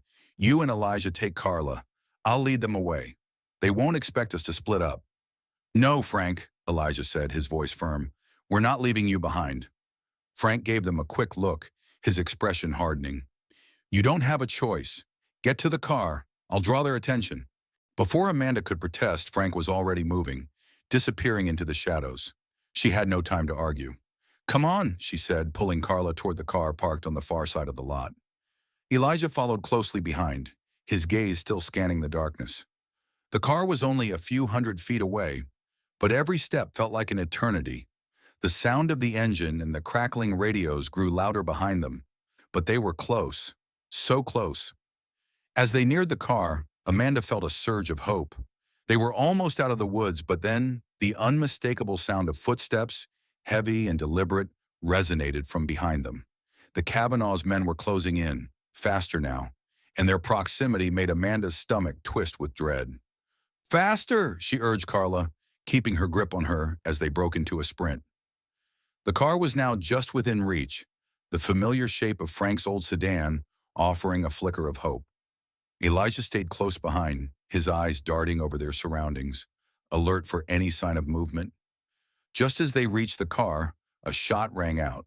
The bullet hit the ground just inches from Elijah's feet, sending a cloud of dirt and gravel into the air. Frank's voice shouted from the shadows, "Get in the damn car!" He was running toward them, his breath ragged, but he was doing his best to draw attention away from their escape. Amanda didn't hesitate. She yanked open the passenger side door, shoving Carla inside and following quickly. Elijah slammed the door behind him, his hand already on the ignition. Frank had made it back to the car now, diving in just as another shot rang out. The engine roared to life. "Drive!" Frank shouted, his eyes wild as he slammed the door shut. Elijah didn't need to be told twice. He stomped on the gas pedal, the tires screeching as they sped away, leaving the warehouse behind them. The lights of the city were still miles away, but for now the chase was over. As the car tore down the dark road, Amanda's heart was still racing. She looked back toward the warehouse, wondering if Frank had made it out in time. But the view quickly vanished as they turned a corner, the shadows swallowing up everything behind them. Frank was smart. He had to have gotten away. He always did. "Is everyone okay?" Elijah's voice cut through the tension, low but steady. Amanda nodded, though her heart was heavy with worry. Carla, now leaning against the seat, had managed to catch her breath, though she still looked pale and exhausted. "We're good," Amanda said, her voice trembling slightly. "But Frank, we need to go back for him." "No," Elijah replied firmly. "He knew the risk. We can't turn back now, not with everything we have." Amanda swallowed hard. She knew he was right. Frank had made a sacrifice, a big one, and they couldn't afford to undo the progress they'd made. But that didn't mean she could shake the gnawing feeling that something was off. Carla shifted in her seat, her voice faint but clear. "They know who you are now, don't they? The Kavanaughs won't stop. They'll come for all of you. They'll find a way to destroy you, just like they tried to do to me." Elijah glanced at her in the rearview mirror. "We know," he said quietly, "but we're ready. It's over for them." Carla looked at him, her eyes filled with something Amanda couldn't quite read. It wasn't just fear. It was something more, something deeper. "You don't know that. You think the truth will save you, but the Kavanaughs have too many resources. They'll find a way to silence you. They always do." Amanda turned around to look at Carla, who was still clutching her arms tightly. "Carla, listen to me. We have the truth. We have the ledger. We have everything we need. The authorities won't be able to ignore us now." Carla's lips pressed together in a thin line. "You're still too naive, Amanda. The authorities, they're just as much a part of the system that protects the Kavanaughs. Do you really think they'll risk their power just to take down one family?" The words hung in the air, heavy with the weight of truth. Amanda had heard it before. People talking about how the system was rigged, how the powerful always found a way to escape justice. But still, she couldn't bring herself to believe that. Not when they were this close, not after everything they had already endured. "We're not backing down," Elijah said, his voice strong, unwavering. "We've come too far. The Kavanaughs have been destroying lives for too long. They won't get away with it." Amanda felt the conviction in his words, and for the first time in what felt like forever, she believed it too. There was no turning back now. They had come too far. As the car sped down the winding road, Amanda's mind raced with thoughts of what was to come. They had Carla, they had the evidence, but they still had to fight. They had to get the truth into the right hands, expose the Kavanaughs for what they really were, and make sure they couldn't silence anyone else. But there was one thing Amanda knew for sure. This wasn't just about taking down a corrupt empire. It was about setting things right, about making sure that the truth, no matter how dangerous, could never be buried again. They were close, so close, but they had no idea just how much more they would have to sacrifice before the end. The car had barely reached the outskirts of town before Amanda felt her phone buzz in her pocket. The sudden vibration startled her, the sound of her heart racing drowning out everything else. She reached for it, eyes scanning the dark road ahead as she pulled it out. It was an unknown number, the kind of call that could either make or break everything they had worked for. "Who is it?" Elijah asked, glancing over at her from the driver's seat. Amanda didn't answer immediately. Her thumb hovered over the screen, considering the risks. But she had no time to hesitate. If this was it, if this was the moment everything changed, she had to know. With a deep breath, she pressed the button to answer. "Hello?" The voice on the other end was familiar. It took her a moment to place it, but then it clicked. It was Diego. "Amanda, listen to me." Diego's voice crackled through the line, urgency lacing his words. "They know. They're on to you. The Kavanaughs. They've figured out everything." Amanda's heart dropped into her stomach, the weight of the truth settling over her like a cold wave. The Kavanaughs had been hunting them, but now they were getting closer. "Diego, where are you?" she asked, her voice steady despite the panic creeping into her chest. "I don't have much time," Diego replied, his voice low and frantic.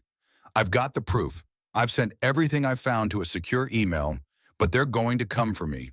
They've got people watching. I need you to stay safe." Amanda's mind raced. Diego had always been an ally, someone they could trust, but now it was clear that even he was in danger. She had to act fast. "Where are you?" she repeated, this time more urgently. "Listen, you have to get to the old warehouse on the south side of town," Diego said quickly. "I'll be waiting, but you have to hurry. They're closing in. I—" The line went dead. Amanda stared at the phone for a long moment, the silence in the car pressing in on her. She looked at Elijah, who had already turned the car toward the highway, his grip tight on the wheel. "What happened?" Frank asked from the back seat, his voice thick with concern. "The Kavanaughs are on to us," Amanda said, her voice tight with urgency. "Diego's in trouble. He's at the warehouse on the south side. We need to get there. Now." Without another word, Elijah pressed down on the accelerator, the car shooting forward into the night. The wind outside howled as the city lights flickered in the rearview mirror. Amanda's thoughts were a blur. Diego had been their lifeline, the one who had been documenting the Kavanaughs' illegal activities, gathering information when no one else could. He had always been the step ahead, but now it felt like he had become the target. "We need to move fast," Elijah said, his voice calm but firm. "If the Kavanaughs have him, they won't waste any time. They know we're coming for them." Amanda nodded, the weight of the situation pressing on her chest. She could feel the pressure building, the tension thickening in the air. Diego wasn't just in danger, he was risking everything for them, for the truth. Frank's voice broke through her thoughts. "If Diego's at that warehouse, he's not alone. The Kavanaughs will have men there, waiting. It's a trap. You can't go in blind." "I'm not going in blind," Elijah replied, his eyes scanning the road ahead. "But we have to move. We can't afford to hesitate now." Amanda's mind was still reeling from the conversation with Diego. "We can't afford to hesitate." Those words echoed in her mind, and for a brief moment, she felt the weight of everything they had been fighting for. They had come so far, but the stakes had never been higher. They were about to face their greatest challenge yet. The road ahead was long, and time was running out. The drive felt like an eternity. Amanda's eyes were fixed on the road ahead, but her mind was miles away. Diego had been their most valuable ally, and now he was in danger.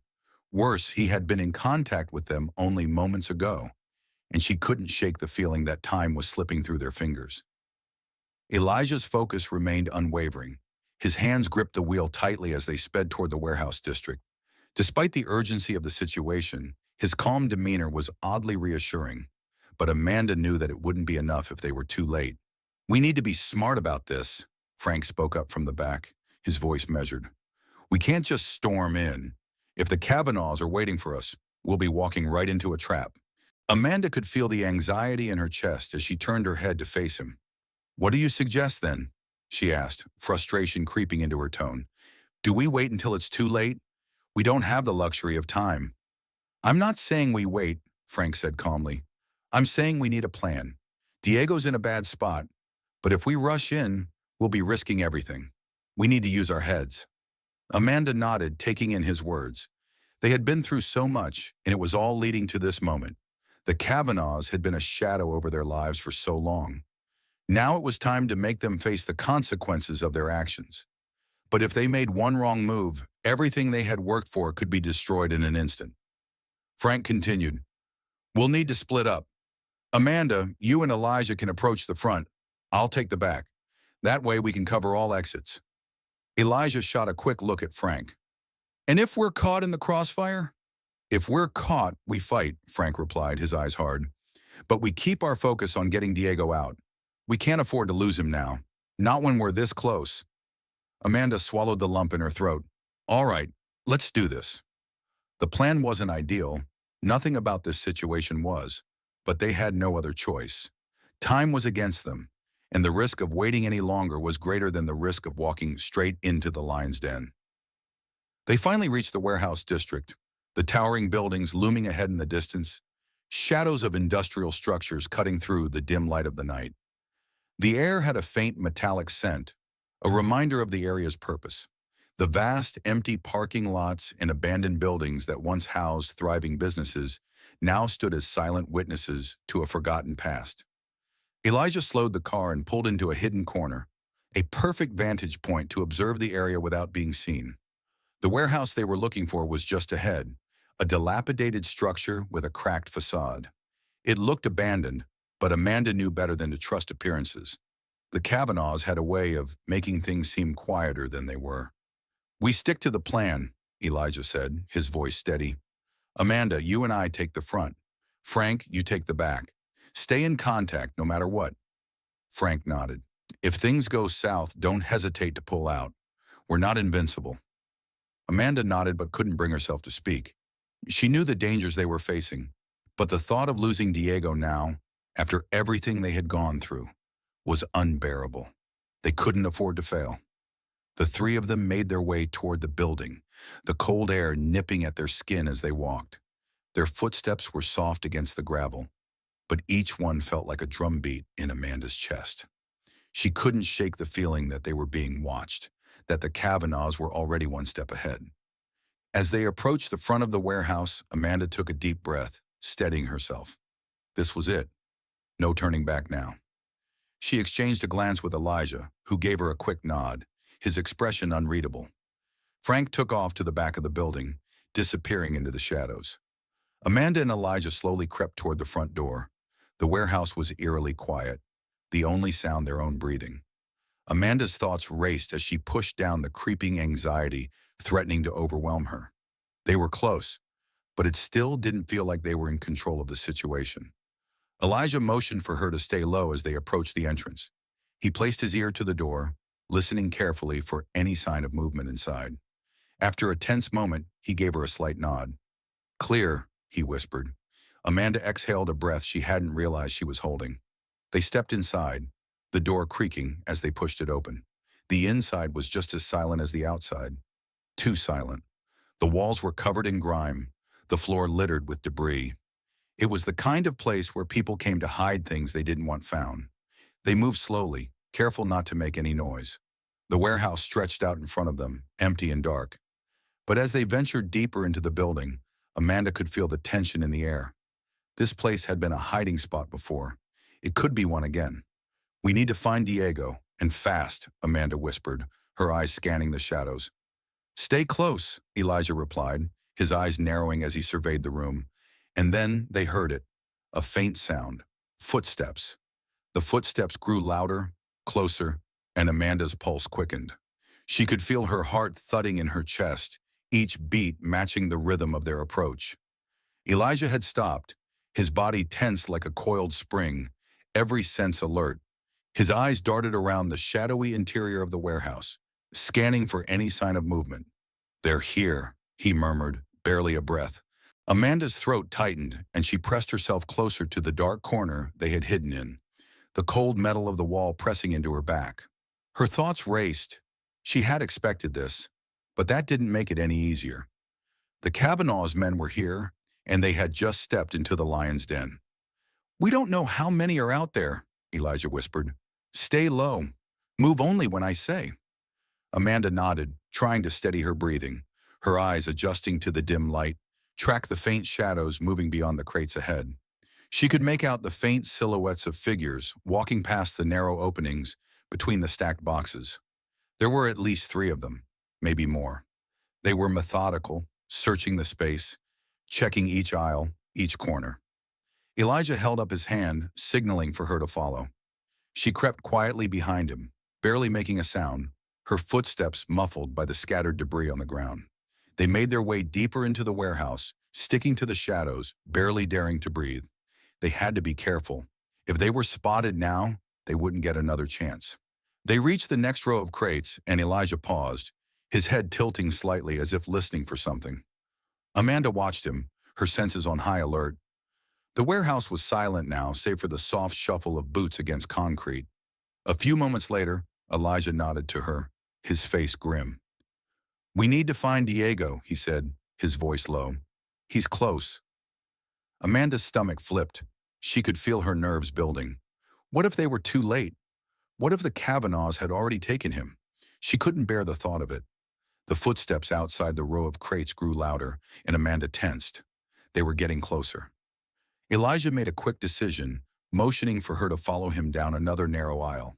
They ducked low, pressing against the cold steel of the shelving units, each one towering over them like silent sentinels. As they moved forward, Amanda's mind flashed back to everything they had been through to get here. The close calls, the betrayals, the long nights of planning. Everything had led to this moment. Ahead of them, a faint light glowed from beneath a door at the far end of the aisle. The soft crackle of a radio could be heard faintly through the thin gap beneath the door. It sounded like someone was speaking, but the words were too muffled to make out. "This is it," Elijah whispered, his voice barely audible. He motioned to the door, then turned to Amanda. "On my count, we rush in, grab him, and get out." Amanda's throat tightened. "What if they're waiting for us inside?" Elijah's gaze met hers. "They won't be. They're expecting us to come in through the front. This is our chance." Amanda nodded, swallowing her fear. She trusted Elijah. He had always been the steady hand in the chaos, the one who made impossible situations seem manageable. But this time, everything felt different. The stakes had never been higher, and they were about to confront the Kavanaughs face to face. "Ready?" Elijah asked, his eyes never leaving the door. Amanda took a deep breath, her hand trembling slightly as she reached for the door handle. "Ready! Now!" They moved in unison, their bodies fluid and silent as they rushed toward the door. Amanda's heart pounded, but there was no turning back now. This was their chance. Elijah pushed the door open with a force that sent it creaking on its hinges. They burst into the room, and the first thing Amanda saw was Diego, sitting at a metal table, his hands bound behind his back, his face bruised but alive. Relief flooded through her like a wave, but it was quickly replaced by a surge of anger. They had done this to him. They had hurt him. Diego's head snapped up as they entered, his eyes widening with recognition. "You," he began, but his voice faltered. Amanda rushed toward him, ignoring the flash of movement in the shadows behind him. Elijah followed close behind, his eyes scanning the room. They weren't alone. Suddenly, there was a loud crash, and the door slammed shut behind them, trapping them in the room. Footsteps echoed from outside, and the unmistakable sound of heavy boots grew closer. "We've been compromised," Elijah hissed. "Get ready." Amanda's heart skipped a beat as the room seemed to close in on them. She had expected a fight, but the reality of it was something far worse. The Kavanaughs men were closing in, and this time, they wouldn't be able to escape so easily. "Stay close," Elijah ordered. "Don't let them separate us." As the door creaked open again, Amanda's hand instinctively reached for the hidden gun Elijah had given her earlier. She knew it wasn't much, but it was all they had. And in the silence that followed, the true battle was about to begin. The door swung open violently, and two figures stepped into the room, their shadows cutting through the dim light. Amanda's breath caught in her throat as the air in the room seemed to grow thicker. The Kavanaughs men were here, and they were ready for a fight. "Stay back," Elijah ordered, stepping forward as if to shield Amanda and Diego from the incoming threat. He kept his posture firm, his eyes locked on the two men who had now positioned themselves in front of the door, blocking the exit. Amanda could feel her pulse pounding in her ears, but she refused to back down. This was the moment they had been working toward. Everything they had fought for came to this. There was no room for fear now. "Let him go," Amanda said, her voice steady, though the words tasted bitter. "You've got nothing left. You've been exposed." The men only laughed, a cruel, dismissive sound that echoed in the empty room. The taller of the two, a man with sharp features and a cold, calculating expression, stepped forward. "Exposed? You think this is over? This is just the beginning, sweetheart." Amanda clenched her fists. She didn't have time for their games. They had Diego, and they were going to pay for it. Elijah's voice cut through the tension, low and dangerous. "Let him go now." The man with the sharp features smirked. "You don't get to make demands. You're nothing but a loose end that needs to be cleaned up." Amanda's heart sank. This was bad. They were outnumbered, trapped in a room with nowhere to run. They had to act fast. Without warning, the man closest to the door lunged forward, his hand reaching for his gun. Amanda's instincts kicked in. She reacted in a split second, her body moving before her brain had fully caught up. She yanked her gun from her waist and fired. The shot echoed through the room, sending the man stumbling back in surprise. He looked down at the blood spreading from his shoulder, disbelief written all over his face. Elijah didn't hesitate. He lunged at the second man, knocking him backward with a force that sent him crashing into a metal table. The man groaned in pain but quickly recovered, drawing his weapon. The air was thick with adrenaline now, every second stretching out like an eternity. Diego was still tied to the chair, his eyes wide with fear, but also with a glimmer of hope. "You're crazy," he muttered, though there was a hint of gratitude in his voice. "We don't have time for this," Amanda snapped. Her eyes locked on the remaining assailant, who was now getting to his feet. The man's gun was aimed directly at Elijah, his hand trembling slightly from the force of the collision. Amanda took another step forward, her finger tightening on the trigger. "If you don't put the gun down right now, I won't hesitate." The man's face twisted in frustration as he realized he had no choice.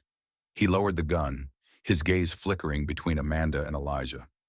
"You think you've won? This isn't over. The Kavanaughs don't lose." A cold laugh escaped Elijah's lips. "They already have." Before the man could react, Elijah moved in, disarming him with a swift motion. In seconds, the man was on the ground, his gun out of reach. Elijah stood over him, breathing heavily but with a look of grim satisfaction. Amanda quickly turned to Diego, her eyes scanning the room for any other threats. "Are you all right?" she asked, her voice softer now that the immediate danger had passed. Diego, still bound to the chair, nodded weakly. "Yeah, I'm fine, but we need to get out of here. They'll send reinforcements." Amanda knelt beside him, her hands working quickly to untie the ropes that held him. "We're not leaving without you," she said, determination flooding her voice. As she cut through the final knot, Diego rubbed his wrists, wincing. "I didn't think you'd actually come for me," he said, his voice laced with both gratitude and disbelief. "The Kavanaughs. They've been watching everything. I thought they'd take me out for sure." Elijah gave him a quick, almost imperceptible nod. "They won't stop until they've silenced all of us, but we're not going down without a fight." Amanda stood and helped Diego to his feet. His legs wobbled for a moment, but he quickly found his balance. They didn't have much time. The Kavanaugh's men would be back soon, and this warehouse wouldn't be safe for long. "We need to move," Amanda said, glancing back toward the door. She could still hear footsteps echoing from the hall, a sign that more were on the way. "Now!" But just as they turned to leave, the room filled with a blinding light, headlights from a car shining through the cracked windows. The unmistakable roar of an engine revving in the distance. "They're coming," Diego muttered. "We don't have much time." Elijah looked at Amanda, his eyes sharp with resolve. "This is it.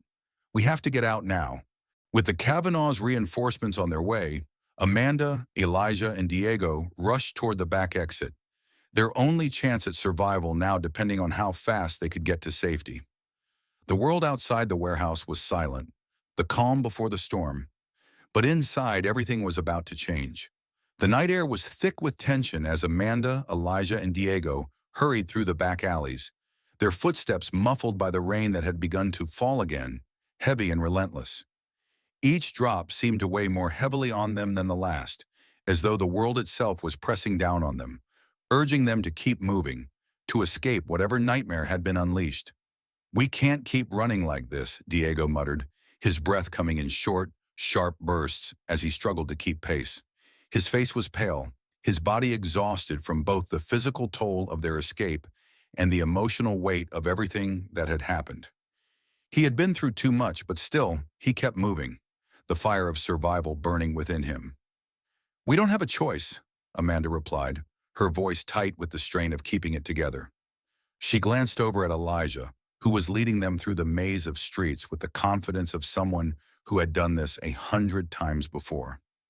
His face was a mask of determination, though Amanda could see the flicker of something deeper in his eyes, something that told her he was holding back. But she had no time to ask questions now.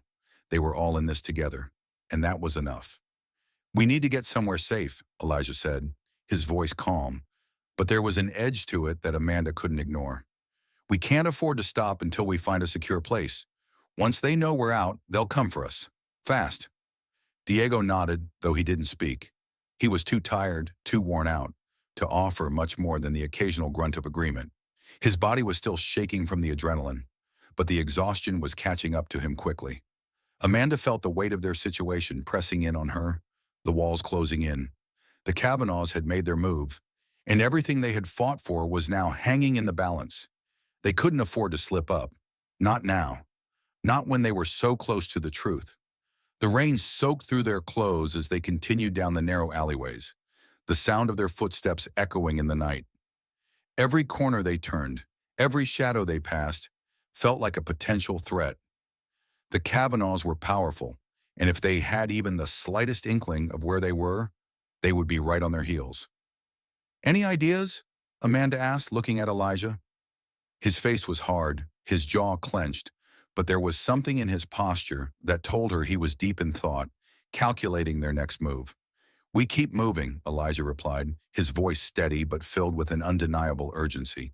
"The longer we stay in one place, the easier it is for them to find us. We need to head toward the outskirts of the city. There are some old buildings there, safe houses, places where we can lay low until we figure out our next move." Amanda nodded. It was the only option they had right now. They couldn't risk staying in the city too long. The Kavanaughs would have too many eyes out for them, and they were just three people against an empire built on lies and corruption. The weight of their task felt heavier with every step they took. Diego looked over at Amanda, his expression strained. "How much longer do you think we can keep this up?"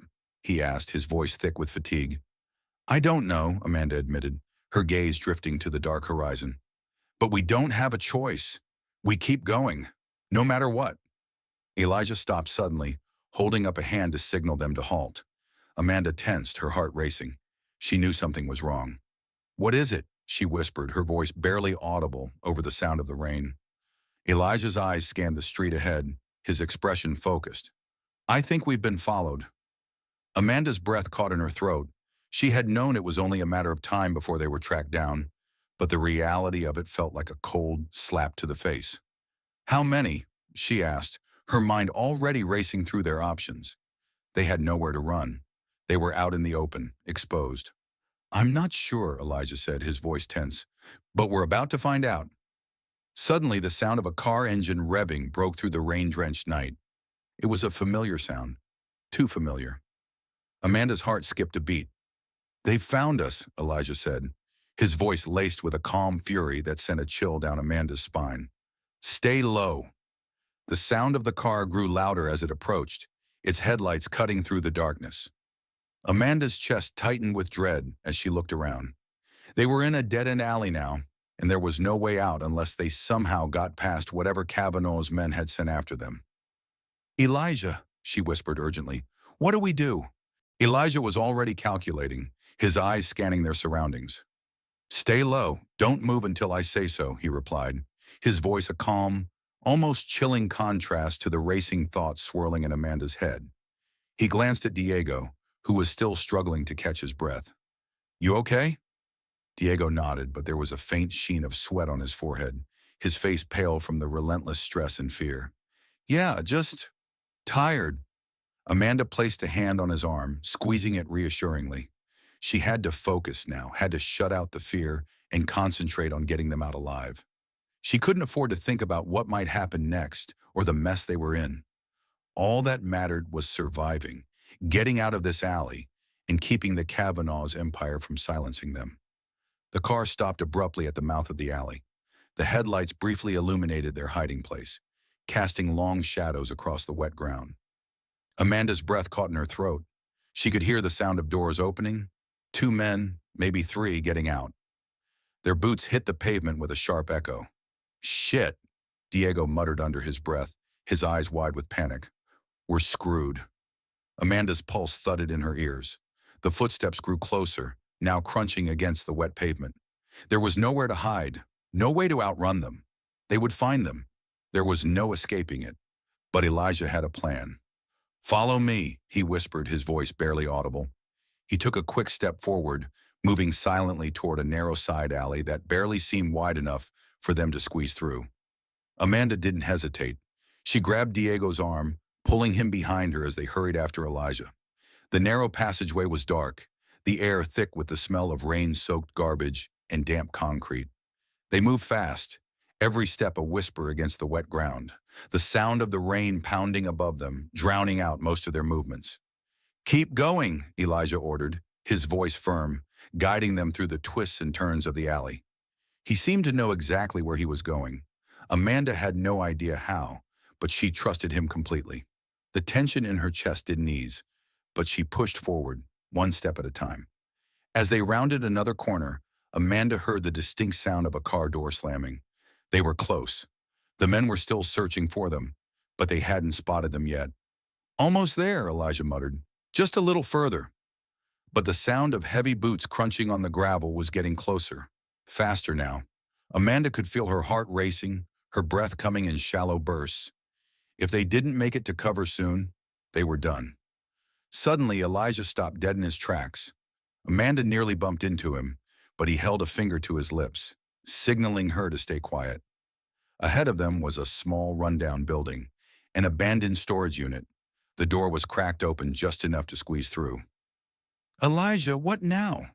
Amanda whispered urgently, her voice almost breaking with panic. "Inside," Elijah said. "We wait." We let them pass. They moved as quickly and silently as possible, sliding through the narrow gap in the door and into the dark, musty interior of the building. The door creaked quietly as it closed behind them, and Amanda immediately pressed herself against the wall, trying to control the wild beating of her heart. They were in, for now at least. "Elijah," Amanda began, her voice shaking as she tried to catch her breath. "What now?" "We can't keep running forever." Elijah didn't answer immediately. He was crouched low, his eyes trained on the shadows outside, listening for any signs that the men were still close. After a long pause, he stood up slowly, wiping the rain from his brow. "We find a way to take them down. For good," he said, his voice steady. But there was something in his tone, an undercurrent of something darker that Amanda couldn't place. "We get the evidence to the right people, and then we take down everything they built." Amanda didn't know if it was the exhaustion, the fear, or just the weight of what was happening, but she felt a strange sense of certainty settle within her. They had come this far, and they weren't going to back down now. But Elijah's words lingered in her mind. Take them down. For good. They had been fighting for so long. How much more could they endure? The Kavanaughs had proven how far they were willing to go to protect their empire. But Amanda knew, deep down, that they had one thing the Kavanaughs didn't, the truth. And the truth was powerful. "Let's do this," Amanda said, her voice low but resolute. She glanced at Elijah, then at Diego, who was still breathing heavily, but had the same fire in his eyes. They were in it together. They were going to fight, but Amanda couldn't shake the feeling that the hardest part was yet to come. The morning after their narrow escape felt heavy, suffocating even. Amanda stood by the cracked window of the dimly lit room they had holed up in, watching as the city slowly came to life outside. The early morning fog clung to the buildings, adding an eerie sense of quiet to the hustle and bustle of the streets below. But inside, it was anything but peaceful. Elijah had been up since dawn, pacing restlessly. The plan had been set in motion, but even he couldn't shake the feeling that they were being watched. Despite everything they had uncovered, despite the undeniable proof in their hands, the Kavanaughs were not going to go down without a fight, and Elijah knew that the final confrontation was rapidly approaching. He could feel it in the pit of his stomach. "We need to move," Elijah muttered as he approached Amanda. His face was set, his jaw tight with determination. The weight of everything they had fought for was starting to come to a head, and there was no turning back now. Amanda turned away from the window, her expression grim but resolute. "You're right. We can't waste any more time." They had a lead, a plan. But with the Kavanaughs tightening their grip, they had no time to waste. Elijah had contacted the right people, people who could bring the Kavanaugh empire to its knees. But that would only happen if they could get the evidence in front of the right eyes. And so they had no choice but to go to the one place that was still within reach. The Silver Crest Hotel, the very place that had started it all. It was now the epicenter of their fight for justice. Elijah, are we sure about this? Amanda asked, her voice low.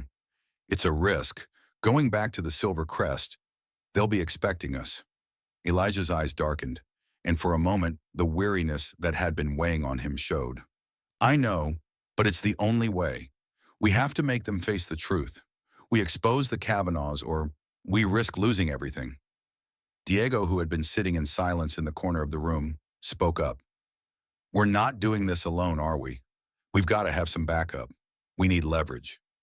Amanda nodded, her mind racing. They couldn't walk into the Silver Crest unprepared.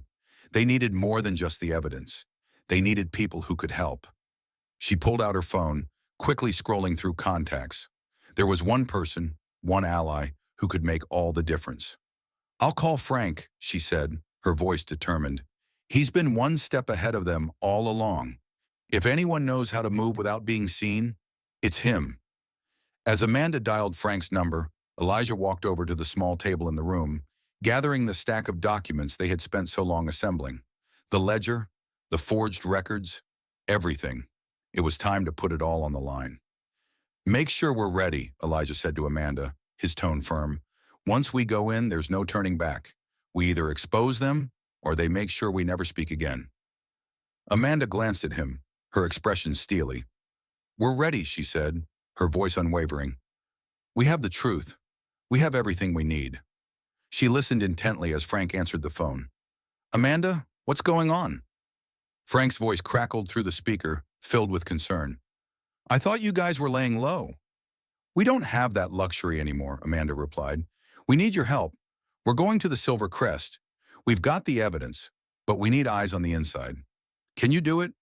There was a pause on the other end of the line before Frank spoke again, his voice calm but filled with resolve.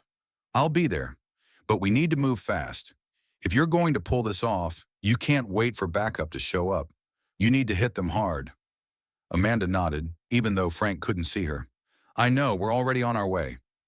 She hung up the phone and turned to Elijah. He's in, but he's right. We don't have time to wait for anything. Elijah gave her a tight nod, and the weight of the moment seemed to press down on both of them. Let's go. They packed up quickly, making sure to leave no trace of their presence behind. The Silver Crest was within reach, but Amanda knew that every step forward was one closer to the final battle, the one that would either bring down a corrupt empire or seal their fates forever. As they stepped out into the cold morning air, the city seemed to hold its breath, waiting for the storm that was about to come. The final stand was upon them. The drive to the Silver Crest Hotel felt longer than it should have. Every minute seemed to stretch, heavy with anticipation, as Amanda sat in the back of the car, her fingers nervously tapping against the seat. Elijah sat up front, his face focused and unreadable, while Diego remained quiet beside her, his eyes shifting between the two of them as though trying to gauge what was going on behind their stoic expressions. They had come so far, and yet every part of Amanda wanted to stop, to turn away and run, to throw it all away for the safety of anonymity. But deep down, she knew there was no turning back. The Kavanaughs had stolen too much from too many people. The fight for justice wasn't just about them anymore. It was about something bigger. It was about making sure the truth was heard, no matter the cost. As they approached the Silver Crest, the towering building stood before them, just as it had all those years ago. The elegant facade, the luxurious lobby, the carefully curated image of wealth and power. It all seemed like a mockery now. This hotel, this monument to greed and corruption, was the place where it had all started, and it was going to be the place where it would end. Elijah pulled the car into a secluded alley just around the corner from the hotel's front entrance. He put the car in park and turned to face Amanda and Diego. This is it, he said, his voice low but resolute. We go in, get the truth to the right people, and make sure the Kavanaugh's empire crumbles. The plan stays the same. No one gets left behind. Amanda nodded, her jaw clenched. She had seen Elijah like this before. Calm, focused, unyielding. But there was something else in his eyes today. She couldn't quite place it, but she knew it wasn't just determination. It was a finality, as though he knew this would be the last step in a long journey, one that had cost him everything. We're not just taking down the Kavanaughs, Amanda said, her voice steady despite the fear creeping up on her. We're showing the world how deep the corruption goes. This isn't just about a hotel, it's about everything they've stolen.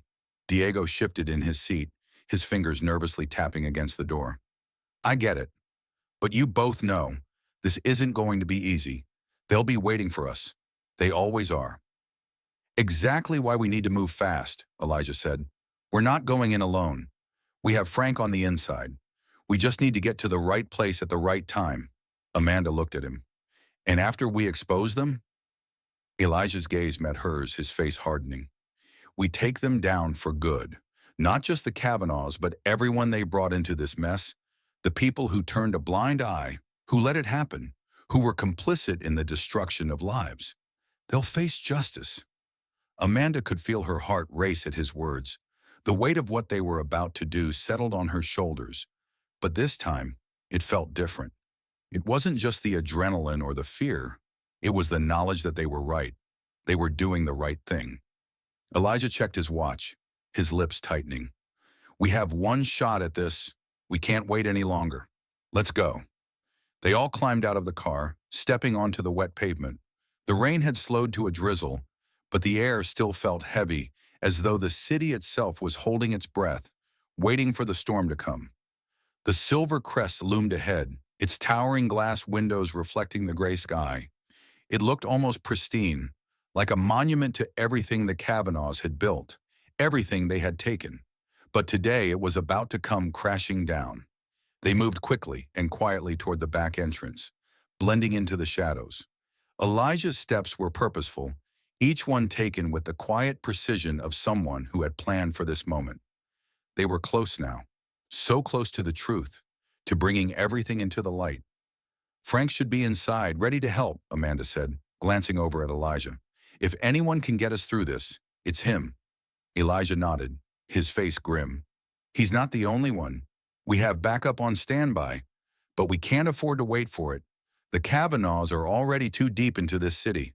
They reached the service entrance, hidden from the main lobby, and Elijah pulled out a key card.